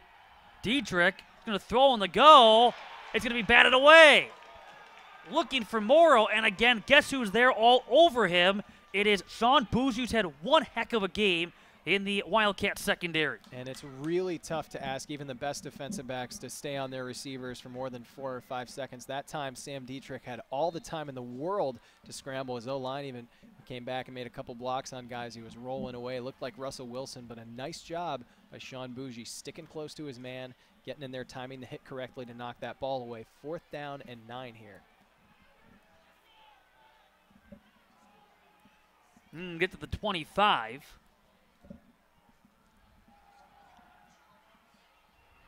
Dietrich will loft it. End zone bound. Oh. Incomplete. And that hurts. He just overshot him. Receiver had more than a step there, but just a little bit too much mustard on that one. Falls incomplete for Young. So Sam Young trying to haul in the touchdown throw, and instead a turnover on downs. If you're the Wildcats, pat your defense on the back. What a stance to start this 3rd quarter with 7:42 to go. Up 7-0. Allowed 1 4th down conversion, but not another. And now the offense with an opportunity again, as they've had a few times already in this game, a chance to enhance this lead. And they come up short there on that attempt, but I really like the guts from Coach Steve Young to go for it twice there on 4th down. He's showing some faith in his offense. You've got veteran guys out there. Show them that you have faith that they can pick it up. Let them go out there and try. Put it on them. Put the onus on these players. See if they can pick it up. Meanwhile, for Oshkosh West, let's see what their offense does here in the 2nd half. They were pretty balanced in the 1st. And Framke will start things off. Working that perimeter, as I said, that was where they had their biggest runs, was to the outside. Defense really biting up here in the middle for the Rockets, but they had a couple nice toss plays outside to Nate Carlin, the H-back, and every time Blake Framke took a sweep, looked like he had some nice yardage out there, good perimeter blocking out there in the flat for the Wildcats. Reed Keppel on that tackle, came in with a team best 52 stops on the year. Also has 1 pick return for a touchdown. The Rocket defense has had a couple of scores. But 2nd down and 4. 7 minutes left here in the 3rd. Ketter gets rid of it. It's deflected and nearly picked off by Young. Oh, and that one seemed to hang in the air forever. Probably felt even longer there for Jake Ketter. A lot of white jerseys in the area, but that one falls harmlessly to the ground. Close call there, and that's the risk you take when you decide to air it out, go play action on 2nd and 4 instead of just putting it into Framke's gut, letting him take it forward. That's been 1 plus so far for the Wildcats. They have not shot themselves in the foot with penalties and or turnovers. Neither team has really been penalized at all in this one. But 3rd down and 4 facing Jake Ketter and the Wildcats. Looking for Framke to pick up those 4. He'll be whistled down at the 40 for no gain.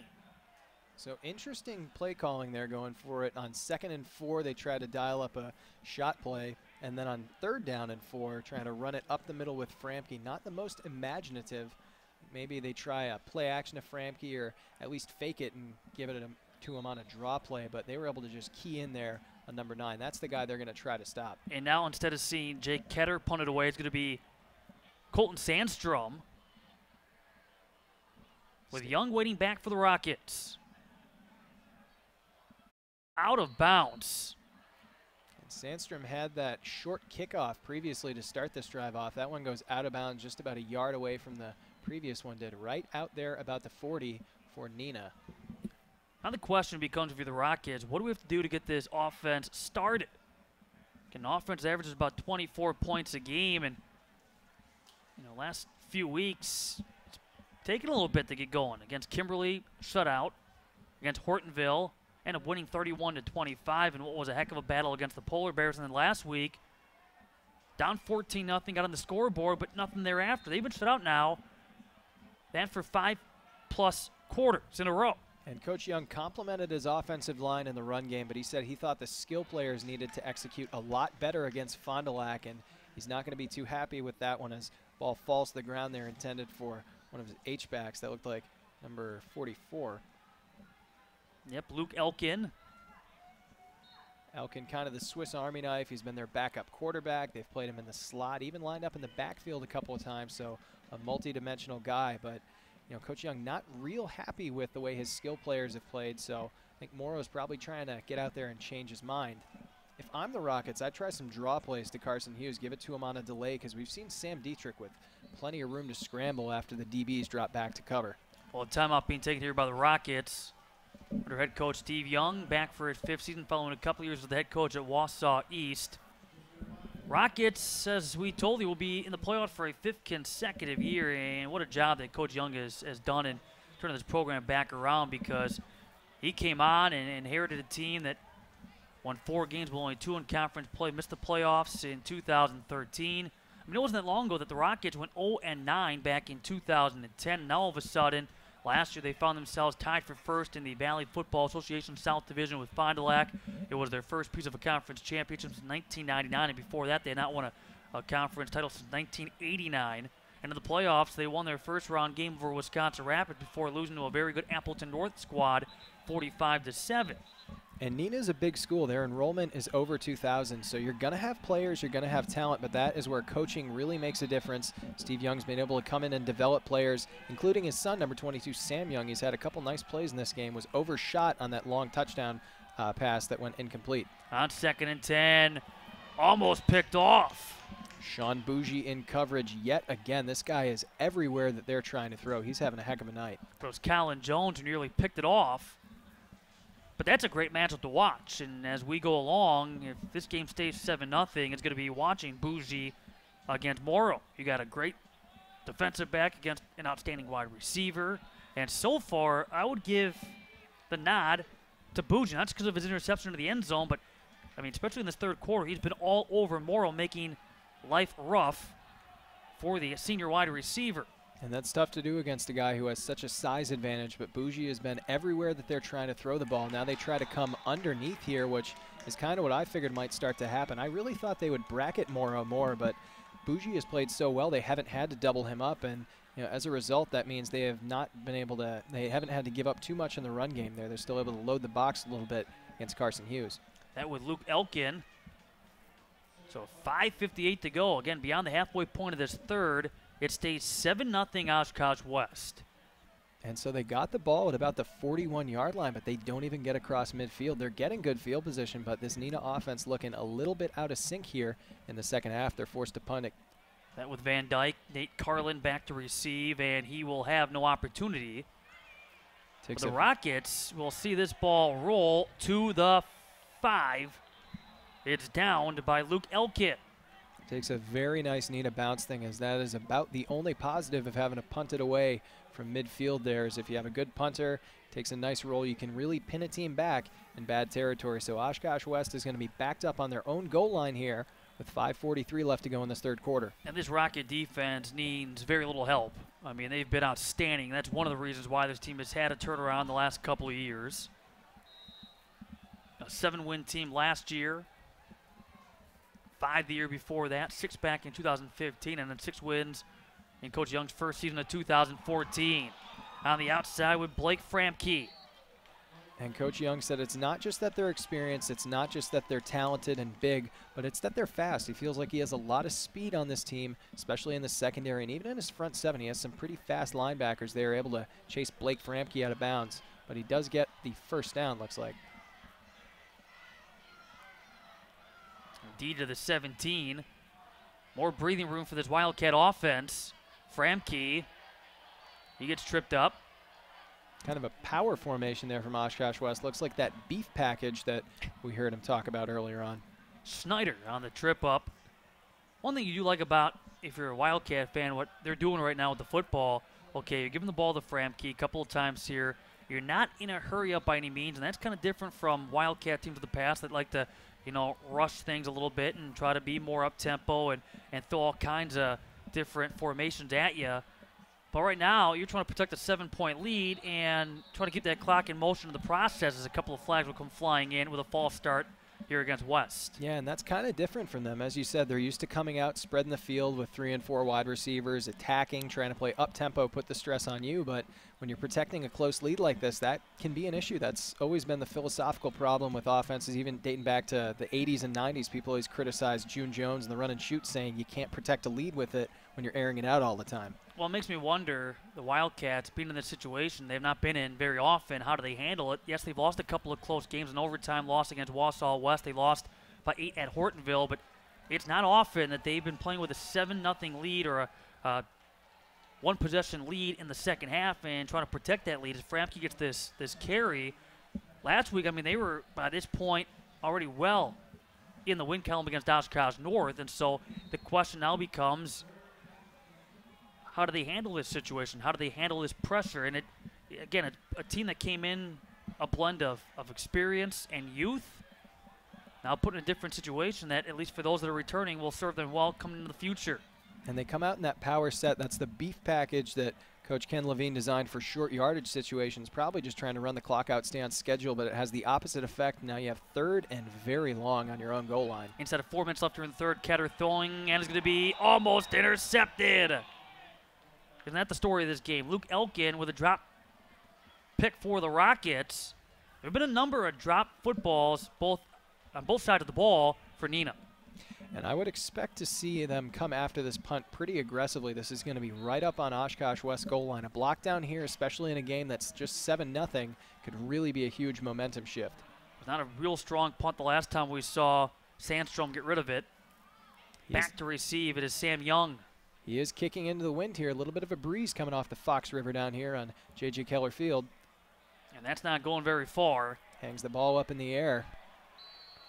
Yeah, it's going to be about the 24-yard line. That is a nearly disastrous punt. That's not good, and that's the trouble you face down here, kind of a low-lying area. It's very flat. You're coming off the river here, the UW Oshkosh campus, and there's a wind that comes off here. I've done enough UWO games to know that can really affect you. You do not want to be trying to boot it into that wind.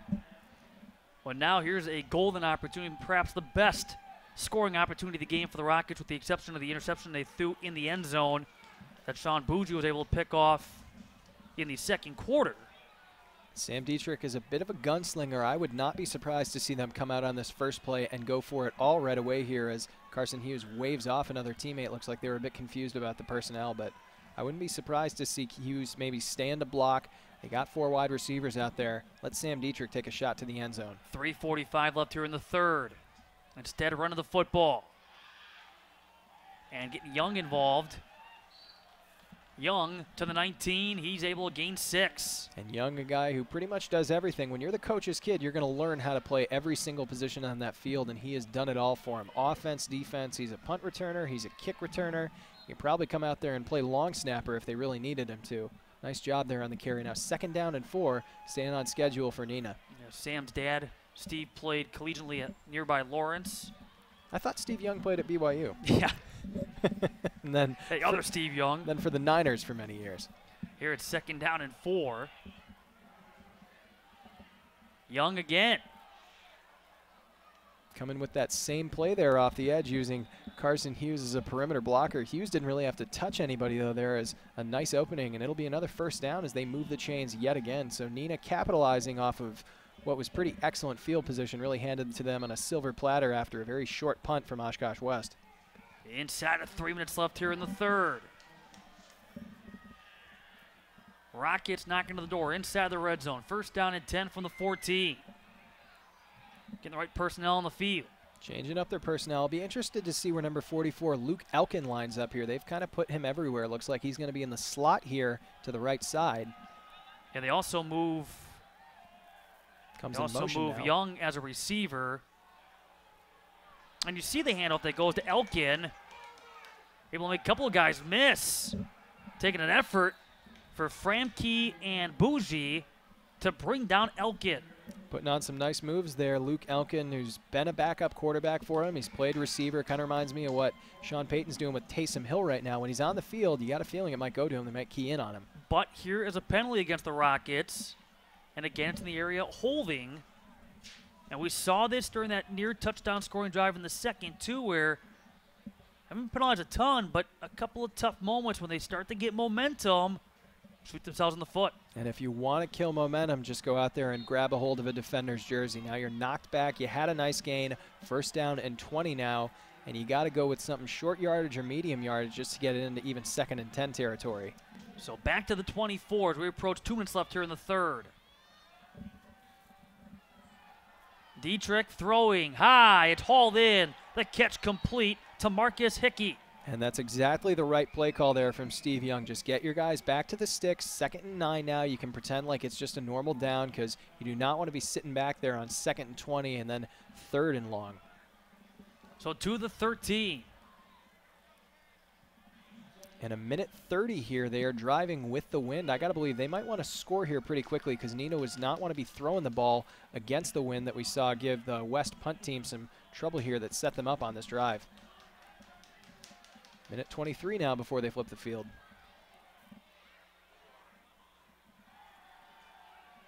Dietrich. Ooh, pick. No, it comes out. Incomplete. It was off the hands of David Cole. Ooh. Almost another interception thrown by the Rockets at or near the end zone. Oh, boy. I think Sam Dietrich's heart probably just skipped a beat there. We've seen that a couple times. Balls kind of popped up into the air, batted around, but not really intercepted. The only interception coming off of that Sean Bougie where he just made a nice clean pick off it in the end zone. And that's kind of something that happens. The tip drill becomes very hard to do in these cold weather games as, you know, the sun has gone down. It was 38 before kickoff, probably colder than that now. Dietrich, who has thrown interceptions now in 6 of 7 games, including 2 against Kimberly, facing a 3rd down and 9, throwing to the outside. Did Morrow hang on? No, he did not. Out of bounds it flies. Bougie on the coverage. He got some help from Framke. That's a nice 1-2 combo. And the Rockets now face 4th down. And we might see our first field goal attempt of this game, partner. We haven't seen that yet. Van Dyke 5 for 9 on field goals. This will be about a 31-yarder. And I like the play design there. They came out trips right, tried to isolate Morrow, but 13 just unable to make the play. And now it's in the hands of your kicker, Jack Van Dyke. Kicker, punter, does just about everything. See if he can knock it through and finally get his team out on the board. Elkin on the hold, this officially from 30 on its way, and Van Dyke is able to knock it through the uprights, and the Rockets are on the scoreboard. 7-3, Oshkosh West.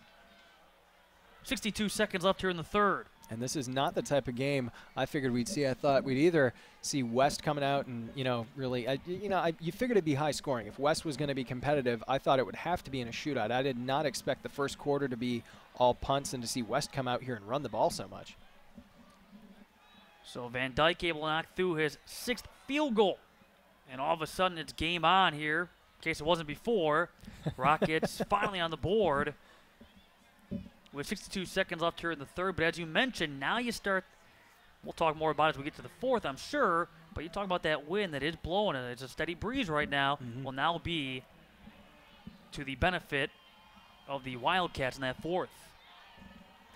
Interesting to see Jack Van Dyke, the kicker, wearing 2 gloves there. You don't normally see it. Is that to help on punts, or is he just cold? I mean, you want to make sure you don't drop anything from the long snapper, but it's pretty chilly.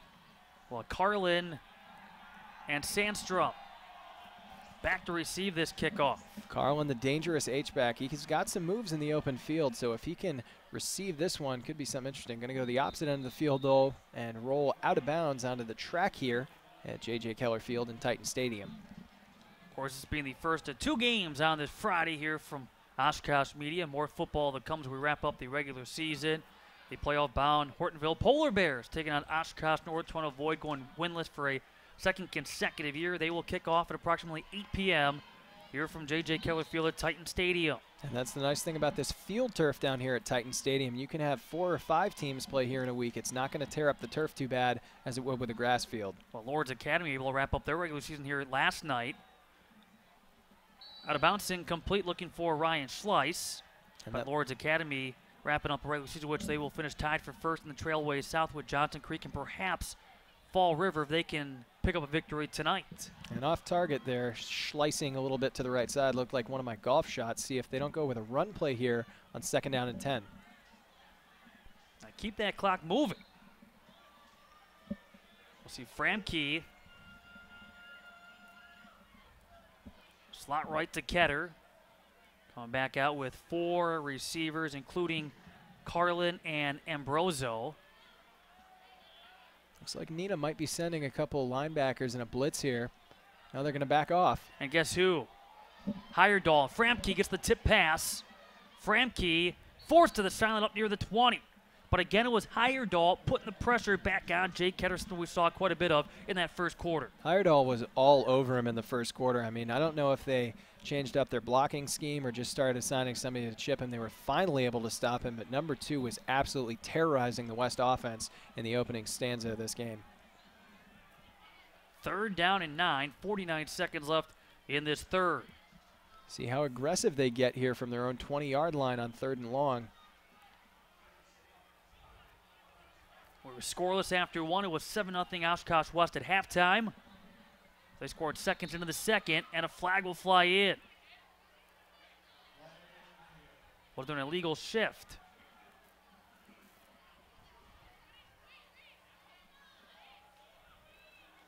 The penalty is going to be against the Wildcats.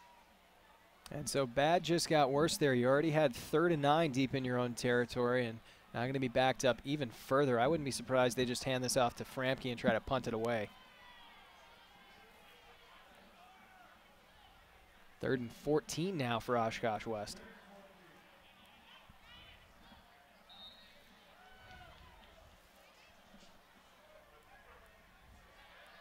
Well, Jake Ketter looking to the near sideline, checking his wrist for the play call.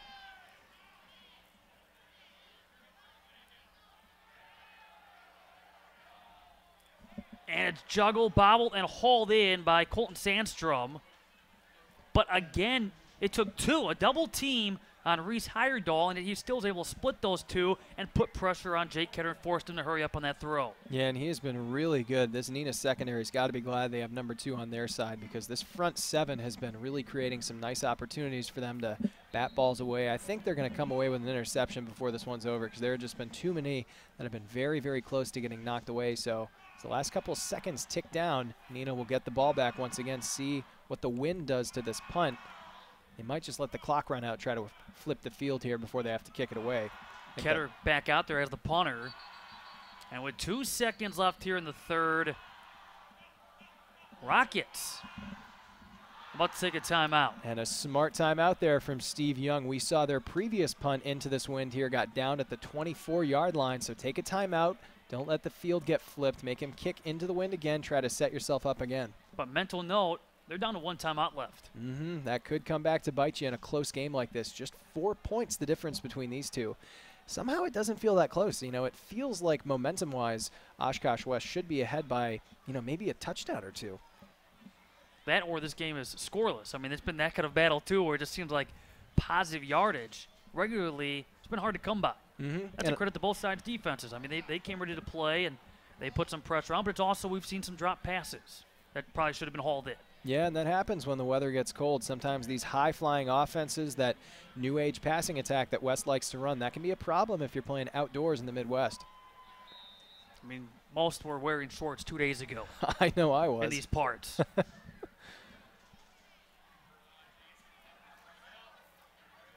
So Ketter gets rid of it. Young from the 45. What a tackle. Garrett Albee held on.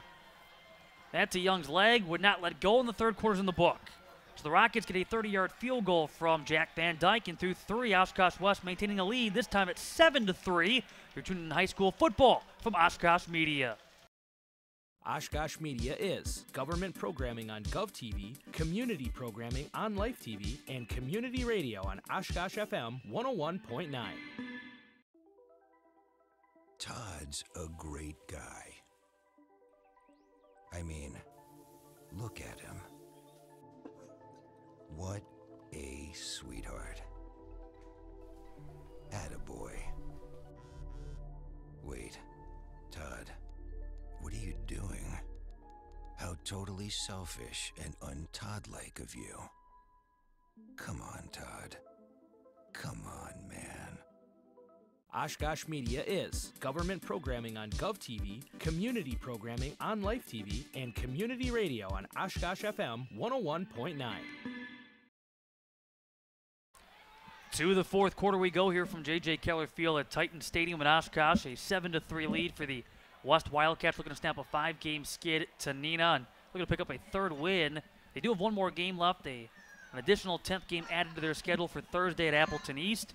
Rockets, this is how they go about preparing for the postseason, trying to play comeback here and avoid going into the playoffs on a 2-game losing streak. And they want to finish strong, as they said. BBT, that is their team motto. Be better today, improve, go into the playoffs on a high note, and hopefully with a win get a nicer seed here for the playoffs, because they're going to find out tomorrow when and where they play. Colton Sandstrom, a 24-yard touchdown reception, seconds into the second quarter, giving the Wildcats a 7-0 lead. But a 30-yard field goal by Jack Van Dyke in the third, putting the Rockets on the board. As play gets underway here in the fourth, it's going to be first down and 10 at the 38. Dietrich will hand it off and, well, going airborne. That tackle of Hughes. Garrett Albee involved for the Wildcats. And Carson Hughes, I'm not sure if somebody got under him or what happened there, but yeah, it looked like they flipped him into the air a little bit. What a combo. Yeah, Framke came with 112 tackles, Albee with 105 coming into this contest, Albee at 75 all of last year. Yeah, and Ken Levine couldn't say enough good things about this linebacking core. Coming out here in the 3-4, your linebackers are asked to do a lot of different things, especially that hybrid invert spot, which is number 34, Bryce Hinn. They played really well tonight. Hughes, near the 30, and you talk about that defense, and they got some unique names for the various spots on this defensive formation. Yeah, unique almost to the point of being a bit confusing when we got the starting 22 here for Oshkosh West. Actually, I had to email Coach Ken Levine and ask him, because they line up in what looks like a 44 stack. It's actually a 3-4. They have number 34, Bryce Hinn. He's an invert, and that's kind of a hybrid defensive end linebacker position. And then they also have number 14, Joe Rebholz, in a bandit position, which is kind of a hybrid safety linebacker. We've seen teams like Georgia and Virginia Tech use that kind of a combo between a strong safety and a linebacker. Well, Bryce Hinn got caught cheating. And on third down and a couple of yards to go, this will give the Rockets a first down. What was Coach Levine saying? They use spider Yes. So Coach Levine, I emailed him and said, because it wasn't just that. Their offense, all it said for position-wise was X, Y, Z, F, and H. And I asked 3 or 4 different buddies. We all watch a lot of football. I said F and H could mean almost anything. Spread teams use F to denote feature back. For some guys, it's flanker. For others, it's fullback. And he said, no, it's F and H. Sorry if we were confused about that. I played one team. We were trying to prepare for him, and the coach named all his positions on defense after different breeds of spiders. By Hughes on this rocket run. So he concluded the email by saying, sorry, sometimes coaches are a little bit weird. I like that his goal line package was just called Beef. Beef it is, as we are about 2 minutes into this fourth quarter. And right now the Rockets with a second down and 8 after that 2-yard run from Carson Hughes. And this is where you need that beef on both sides of the ball here. Smash mouth game, low scoring, mostly been decided on the ground so far. 7-3, high win. This is going to be decided in the trenches, I think. Elkin on the move. Keeper by Dietrich. And he's going to be finally wrestled down by David Cole. And I thought he was going to be able to get away from Cole there. I did too. Some really nice scrambles here so far from Sam Dietrich. Looked like nobody stayed home to guard against the quarterback, and he's been able to pick up some really nice chunk plays. But 1st and 10 from the 13. So now down here on the goal line, see if they choose to use Dietrich's legs again, or maybe see if they can get a little bit of RPO zone read play going with Carson Hughes and him, because they've looked pretty effective running it to the inside the last couple of drives. Boy, how about time possession of the second half? Well in favor of the Rockets. Yeah, absolutely. They've had some really excellent field position. They started on the 40 twice, but weren't able to get any points. Hughes. And to his backside, beside Framke helping out on the stop. Looks like perhaps Balin there as well. Balin, the VFA South Division Defensive Lineman of the Year last year, along with being the co-defensive player of the year, sharing those accolades with Logan Iden.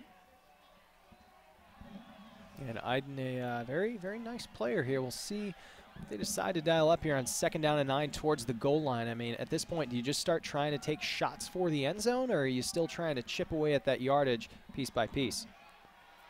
Going to the end zone, incomplete. Morrow got to step up on Bougie, but too much zip on that Dietrich throw. Stop the clock with 8:12 to go here in the 4th. 3rd down and 9 facing the Rockets. Already in field goal territory, but again, he'd still be down a point. And what has been just an offensive struggle for both sides in finding the red zone, but even once you get in the red zone, continuing to move close to that goal line, easier said than done. At 3rd down and 9 here, I'd look for number 13, Logan Morrow. He's been their go-to guy. See if they can get a good matchup for him. Well, Dietrich's looking different direction, and now he's Or going to take scramble off. for it. Wow, Dietrich.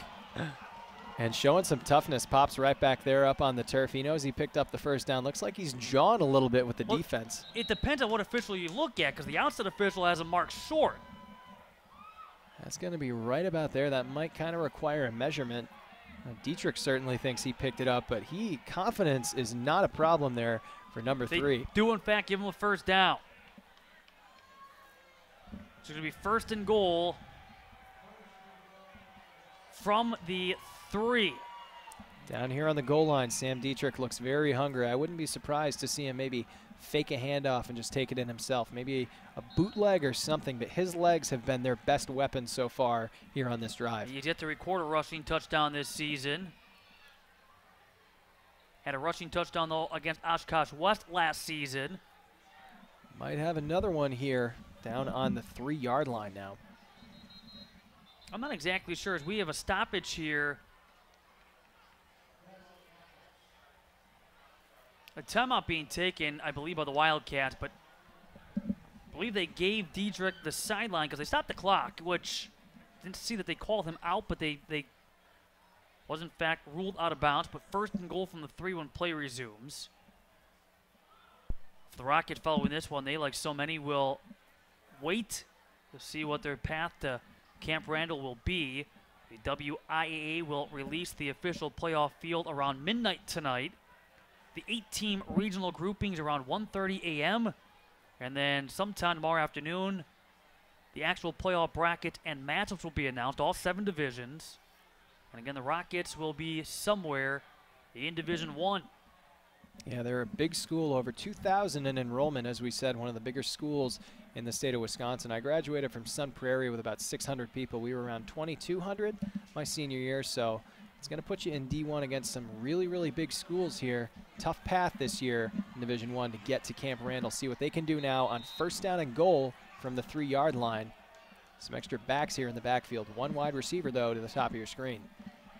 Fake handoff, now throw, Dietrich end zone. Wide open, catch it, a touchdown. And what a play call off the play action on 1st and goal from the 3. And Neenah finally takes their first lead of the game with under 8 minutes left to go in this one. It's the defensive lineman, Reese Heyerdahl, on the reception.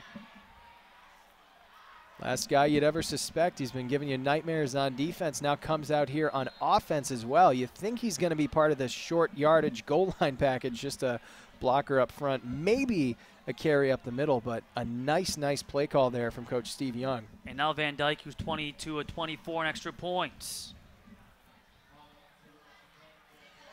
This extra point, good, a 10-0 run for the Rockets.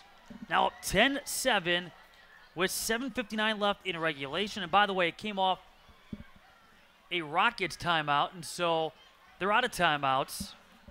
3 left for Oshkosh West for what it's worth going forward. But Heyerdahl, who's been right in the face throughout of Jake Ketter, the quarterback for Oshkosh West, wide open to the end zone, unmarked, coming through, wide open, perfect strike from Sam Dietrich, capping off a short drive, but a successful drive at a 10-7 Rockets lead. And that's cool to see a defensive player come in here, especially a guy who works so hard there, rushing the passer, taking a lot of abuse, go down and score a touchdown. When I would guess he probably hasn't seen more than maybe 20 offensive snaps this whole year, probably only in the goal line package. Reminds me a bit of Mike Vrabel for the Patriots back in the day. I think his final stat line when he retired was he had something like 9 receptions for 8 touchdowns. Cool to see a defensive player get a TD that put his team ahead. So under 8 minutes left, but as he said now, with no timeouts, that might come back to bite him. This is a really close game. It now becomes something else that teams will have to start thinking about if they get the Rockets in the postseason. That is a possibility, getting Heyerdahl involved now on the offensive end. Put it on film. Now they got to practice against it. Same thing with Luke Elkin. You never know quite where he's going to line up. So Van Dyke on the kickoff. Carlin, his knee was on the ground when he hauled it in near the 2. That's a mistake. Yeah, you got to just let that roll into the end zone. That looks like some nerves finally getting in the way here. And as we said, Oshkosh West, they haven't been in a lot of these tight, low-scoring games. I think these guys might need to just take a deep breath, maintain the composure. You're at home. The crowd is in your favor. Just relax, play smart situational football. And the Rockets were just in this position a couple of weeks ago when they pulled out a 6-point victory against Hortonville. And now, again, you rely on your strong, experienced defense. And we'll see what they can do. This front 7 has been really excellent for them all year long. A lot of speed in that secondary, but also a lot of youth. So they got to be careful not to give up a big play here, not with West backed up on their own goal line. Meanwhile, West probably going to have to be forced to keep their star running back Framke in the block here because you do not want to give up a safety in a 3-point game. 7:57 to go. Surprised to see them come out here in a spread set as we have a flag thrown. Timeout first to avoid the delay of game penalty. Looks like he just barely got it in there. Was keeping a good eye on the clock. Now, if I'm Oshkosh West, I'm going to come out here and I'm just telling Jake Ketter to use that hard count. Try and draw him off sides. The worst thing that can happen to you, you're down on the 2 or 3 yard line if you get off sides, half the distance to the goal. Well, when you're at the 2 yard line, that really doesn't make any difference for you. But if you can get the other team to jump, if you can get Neenah's defense to get off sides on you, that gives you a little bit of breathing room down here. So I'd expect Jake Ketter to come down here, use his deepest baritone, and try to draw somebody across the line of scrimmage. We have not seen any sustained drive whatsoever in the second half from West. See if that changes, and reminder to stay tuned. Hortonville, Oshkosh North next. And watch it live. Oshkosh Media, high school football, final week of the regular season. Pretty cool way to end the season, partner here. Doubleheader, 2 Oshkosh teams playing under the lights in Titan Stadium. This is what fall in Wisconsin is all about, although 38 degrees at kickoff is not usually what October is all about. I would have been fine if it was in the 50s maybe. This feels more like November, but playoff atmosphere is always good. With Carlin on the move. Carlin trying to stay out of the end zone. They will give him progress. They gave him progress of the 1. Ooh, that was really close. What do you think about calling a screenplay down here on the goal line? That's a really high-risk proposal. That took a while to develop there. Jake Ketter was all on his own against a lot of white jerseys. Gutsy call that nearly cost the Wildcats a couple of points. Now sets up a 2nd down and 11 at that 1. But, you know, with that being said, though, I mean, Jake Ketter has a split second to make that decision. I mean, he's, at least in that case, seeing the pressure come in his direction as he does here. And as severely, and it is going to be intercepted. Looking for Bougie.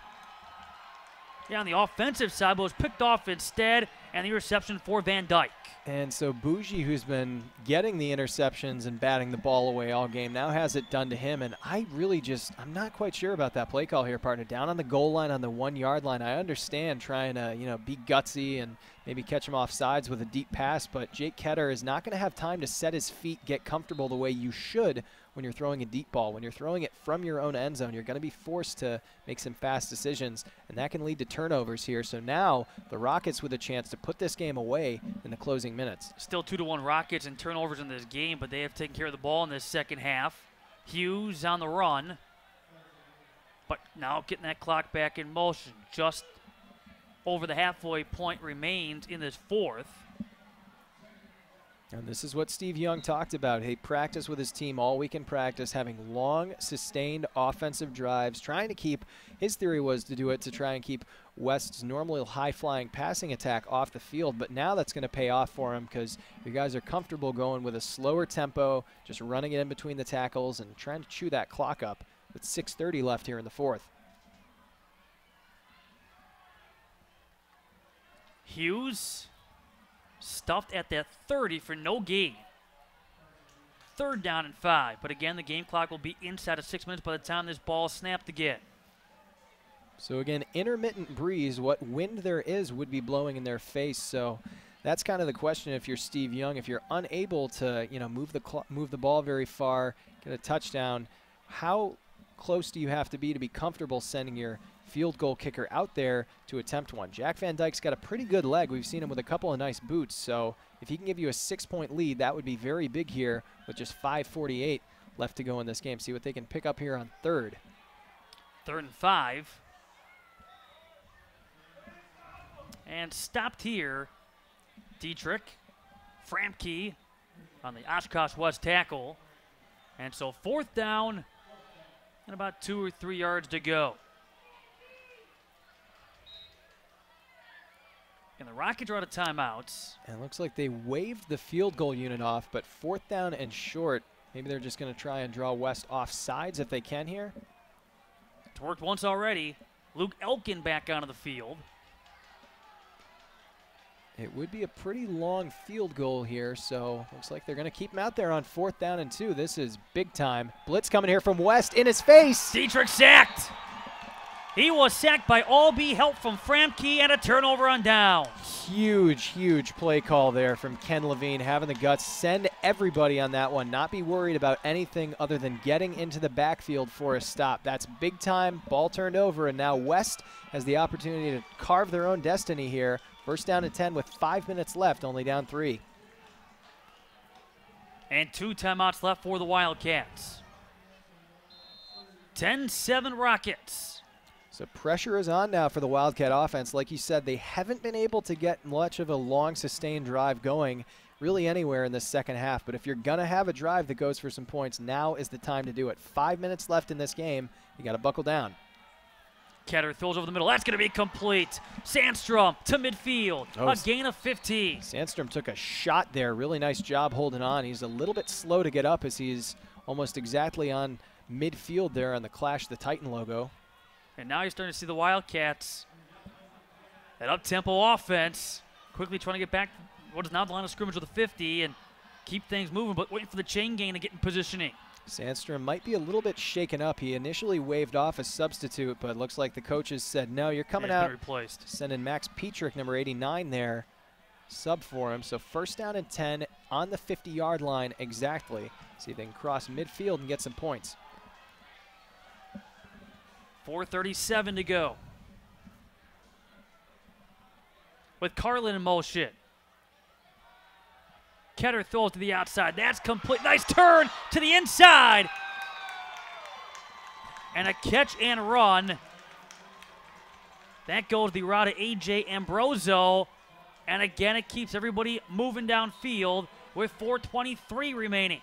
And nice job there. A little bit of trickery and deception. Make him look to the right side by sending Nate Carlin, the H-back, in motion. And then you throw it back towards the left once you've drawn the defense the opposite direction. 1st down and 10. Nice play calling here. Clock ticks down to 4 minutes left to go in this game. At the 33.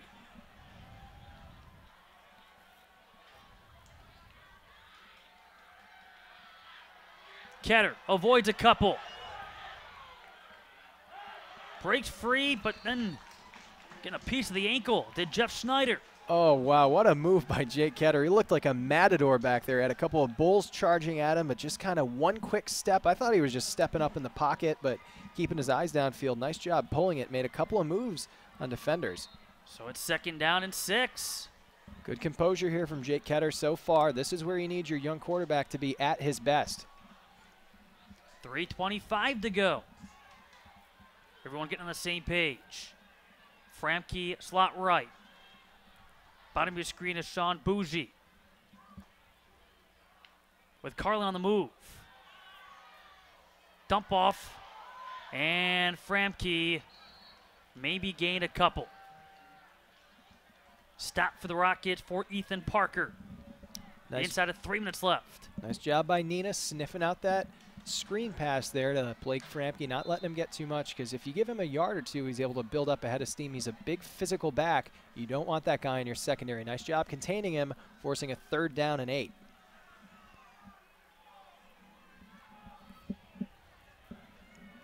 Down to 2:38 left.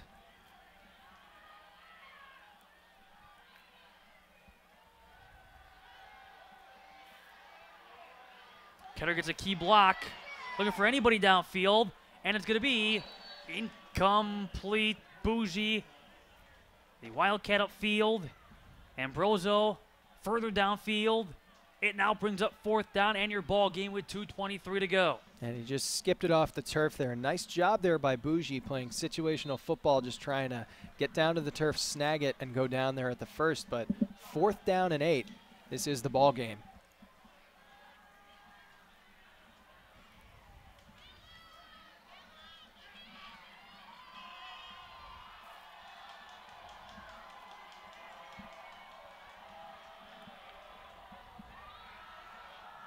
Ketter. Need more time. Has time. Throws it up for grabs. It's going to be incomplete. Oh, he had Ambrosio downfield. Oh, my goodness. That was so close. He danced around there forever. The student section went ballistic. I thought he was going to be able to pull it in. That coming after it looked like Reed Keppel just stopped. Everybody stopped. Like a game with Simon Says, and then he was able to throw it upfield. Not only did he have Keppel in front of him, but he also was getting chased by Heyerdahl. Needed an extra second to throw it. He got that second. And he also had his receiver, Ambrosio, downfield and overshoots him. And it's a turnover on downs with 2:11 to go. And we've seen that. Jake Ketter has sailed a couple high of his receiver there. Big situation. 2:11 now as Neenah will just try to run the clock out on this game, walk out of here with a thin victory, hopefully, for the Rockets. Yeah, Wildcats take their first of 2 remaining timeouts. And this is where you need your veteran linebackers to step up. Blake Framke and the gang have got to come up here, either get a stop or a turnover. The Wildcats need the ball back to have a shot.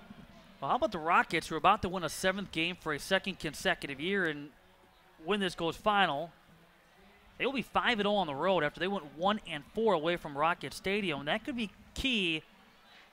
I mean, it looks like they will be a home team next week. Who knows beyond that?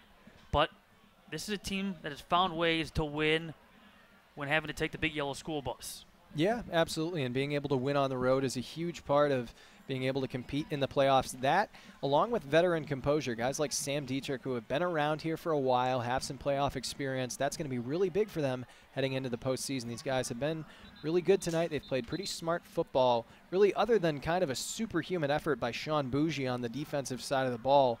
Their pass game had looked pretty good other than that. Well, the Wildcats were up 7-0 at halftime following a 24-yard touchdown reception by Colton Sandstrom, but the Rockets with ton unanswered here in this second half. First, a 30-yard field goal from Jack Van Dyke. Then a 3-yard touchdown reception by the defensive lineman Reese Heyerdahl. That coming with 7:59 left here in the 4th. That's your difference maker. As the Rockets look to run the clock out, and Hughes is trying to hang on to the football. Neenah with a couple of turnovers in this game, but none since the second, as the Wildcats take their final timeout with 2 minutes on the dot left here in the 4th. And Hughes was in kind of a risky situation there. He had the ball in his right hand. Normally as a running back, they tell you transfer it to your outside hand. Didn't have time to do that, and Curtis Yoakum had his hand pulling against Hughes' arm, but that's where those extra reps in the weight room really pay off. You need to hold on to the ball here, down to 2 minutes exactly in this game. And 3rd down and 10 facing the Rockets. Again, assuming this holds up, and the Wildcats may get the football back. But they will have one more game Thursday at Appleton East. A couple of teams adding a 10th game. Neither team in the postseason after, again, the Wildcats were back in the playoffs last year for the first time since 2010. Appleton East at 2-6, 2-5 in the Valley Football Association North Division. 4th and last place with Appleton West going into their matchup tonight at Kimberly. All the papermakers have done is they've won, what now, 77 of their last 78 games? Yeah, I was there, week 1 when Kimberly finally dropped a game. I have a friend who went there for high school, and she said it was kind of like a shockwave went through the whole city. I mean, there were generations of high school seniors who had, gone without seeing a loss. Pretty crazy. They still have that streak of 5 straight state championships, though, on the line going into level 1 next week. D1 is going to be a dogfight in the state championship this year. Pass play and here. And it will as Dietrich throws. It's going to be incomplete. Don't look now, but this clock stopped with 1:55 to go in the 4th off that incompletion, and the Rockets are forced to punt. I don't know about that one. You got to at least force West to take a timeout here or something. Sam Dietrich, you need to scramble it downfield. I don't think he had a real shot at his receiver, but now you've stopped the clock for the other team, and you're going to give it back to them with $1:55 left to go and probably pretty decent field position unless you can get a really great punt here from Jack Van Dyke, who does have a big leg. Both teams out of timeouts. Carlin back to receive. So hold the phone. Not done just yet after the Rockets had the ability to run it out. Nothing gained nor lost on 3 snaps of the football. Carlin hauling it in, met immediately by Caden Frisch. And so the Wildcats with 1:48 to go. A nice boot there from Jack Van Dyke. A little bit of a risk taken there by Carlin. He had a guy coming right at him, and Caden Frisch, I would have fair caught that one. So can the Wildcats stun the Rockets? Looking to march 67 yards downfield. 1:48 left here under the lights, big college field in front of your home crowd. Now's the time to dig deep and pull something out. And they certainly have the receiving core to do it. And now Ketter has to trust in that offensive line to buy him time. Allow him to get creative in that pocket. Instead, Carlin. Look at this run. He's across midfield. Forced to the sideline. Wow. Really nice carry there from Nate Carlin, and we talked about that coming out of half. Those carries to the outside have been wide open. That speaks not just to the skill of Carlin, but also the perimeter blocking of these Oshkosh West receivers. They get across midfield, 1:40 left, and he's smart enough to get out of bounds. Just about to say the same thing. He's smart enough to get out of bounds with 1:40 to go. I mean, if the flat's open, you'll take it almost any time, but especially when you're trying to keep it near the boundary here with no timeouts left and 1:40. After the 25-yard gain, Ketter throws. Incomplete right there for the taking for A.J. Ambroso. Oh, and he's frustrated. That was right in his hands, but just dropped it. No, got to shake that one off. 1:36 left here, 2nd down. Live to play another time. Live to play another down here for Oshkosh West. Shaking that one off. And it looks like that might have hit him kind of wrong in his fingers, maybe jammed something. Because he's not the type of receiver to just drop an open pass like that. I think sometimes you get a finger on that one the wrong way. You can jam it, mess up one of your fingernails, crack something. Especially when it's cold, everything just hurts a little bit more. He'll stay out there. 2nd down and 10 from the 42 with 1:36 now to go. 1:36. Checking his hand and his glove still is Ambroso. Not sure if his hands are fully functional here. Again with Carlin in motion. Ketter will throw high, looking for Carlin. Is going to be picked off. No, incomplete. Almost intercepted by Luke Elkin. It's now 3rd down and 10 with 1:31 to go. Looked like he was trying a little throwback screen there, but the Neenah Rockets defender's right there in his face. Elkin almost able to seal the game for his team there, but they'll have another chance on 3rd down and long in what is obviously 4-down territory. They'd probably be happy maybe just to pick up 5 or 6, but we'll see. Wildcats could dial up another shot here. Jake Ketter does like to throw deep.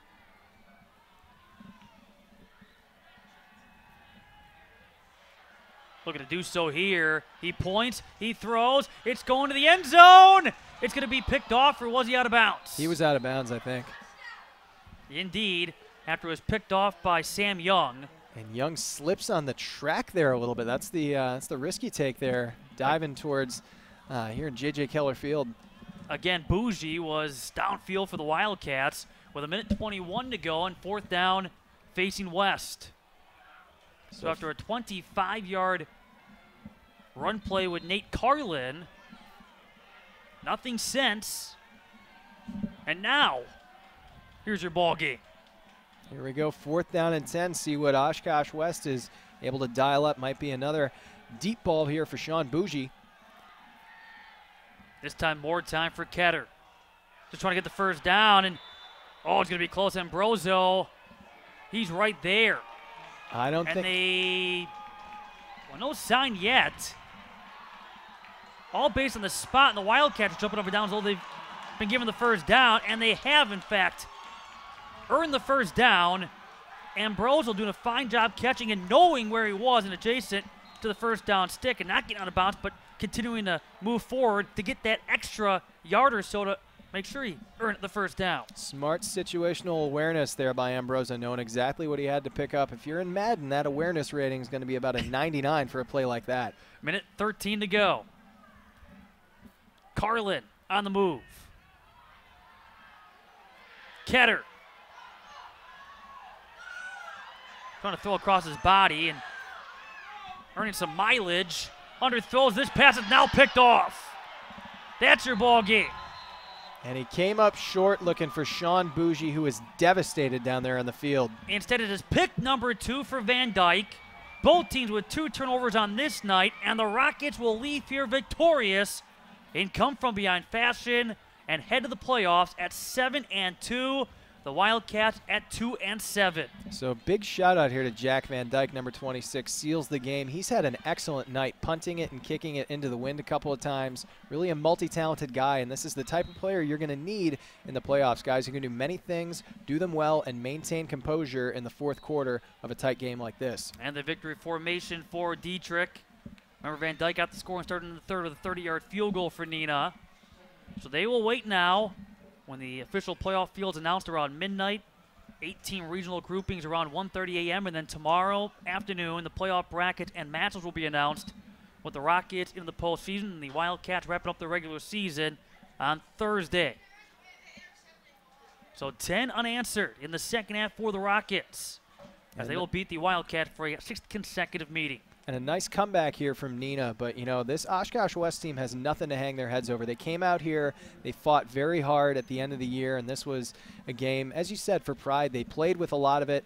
They came out just unable to execute at the end, but I think this team will be back in a big way. They have a really innovative offense, a very creative, gutsy head coach in Ken Levine.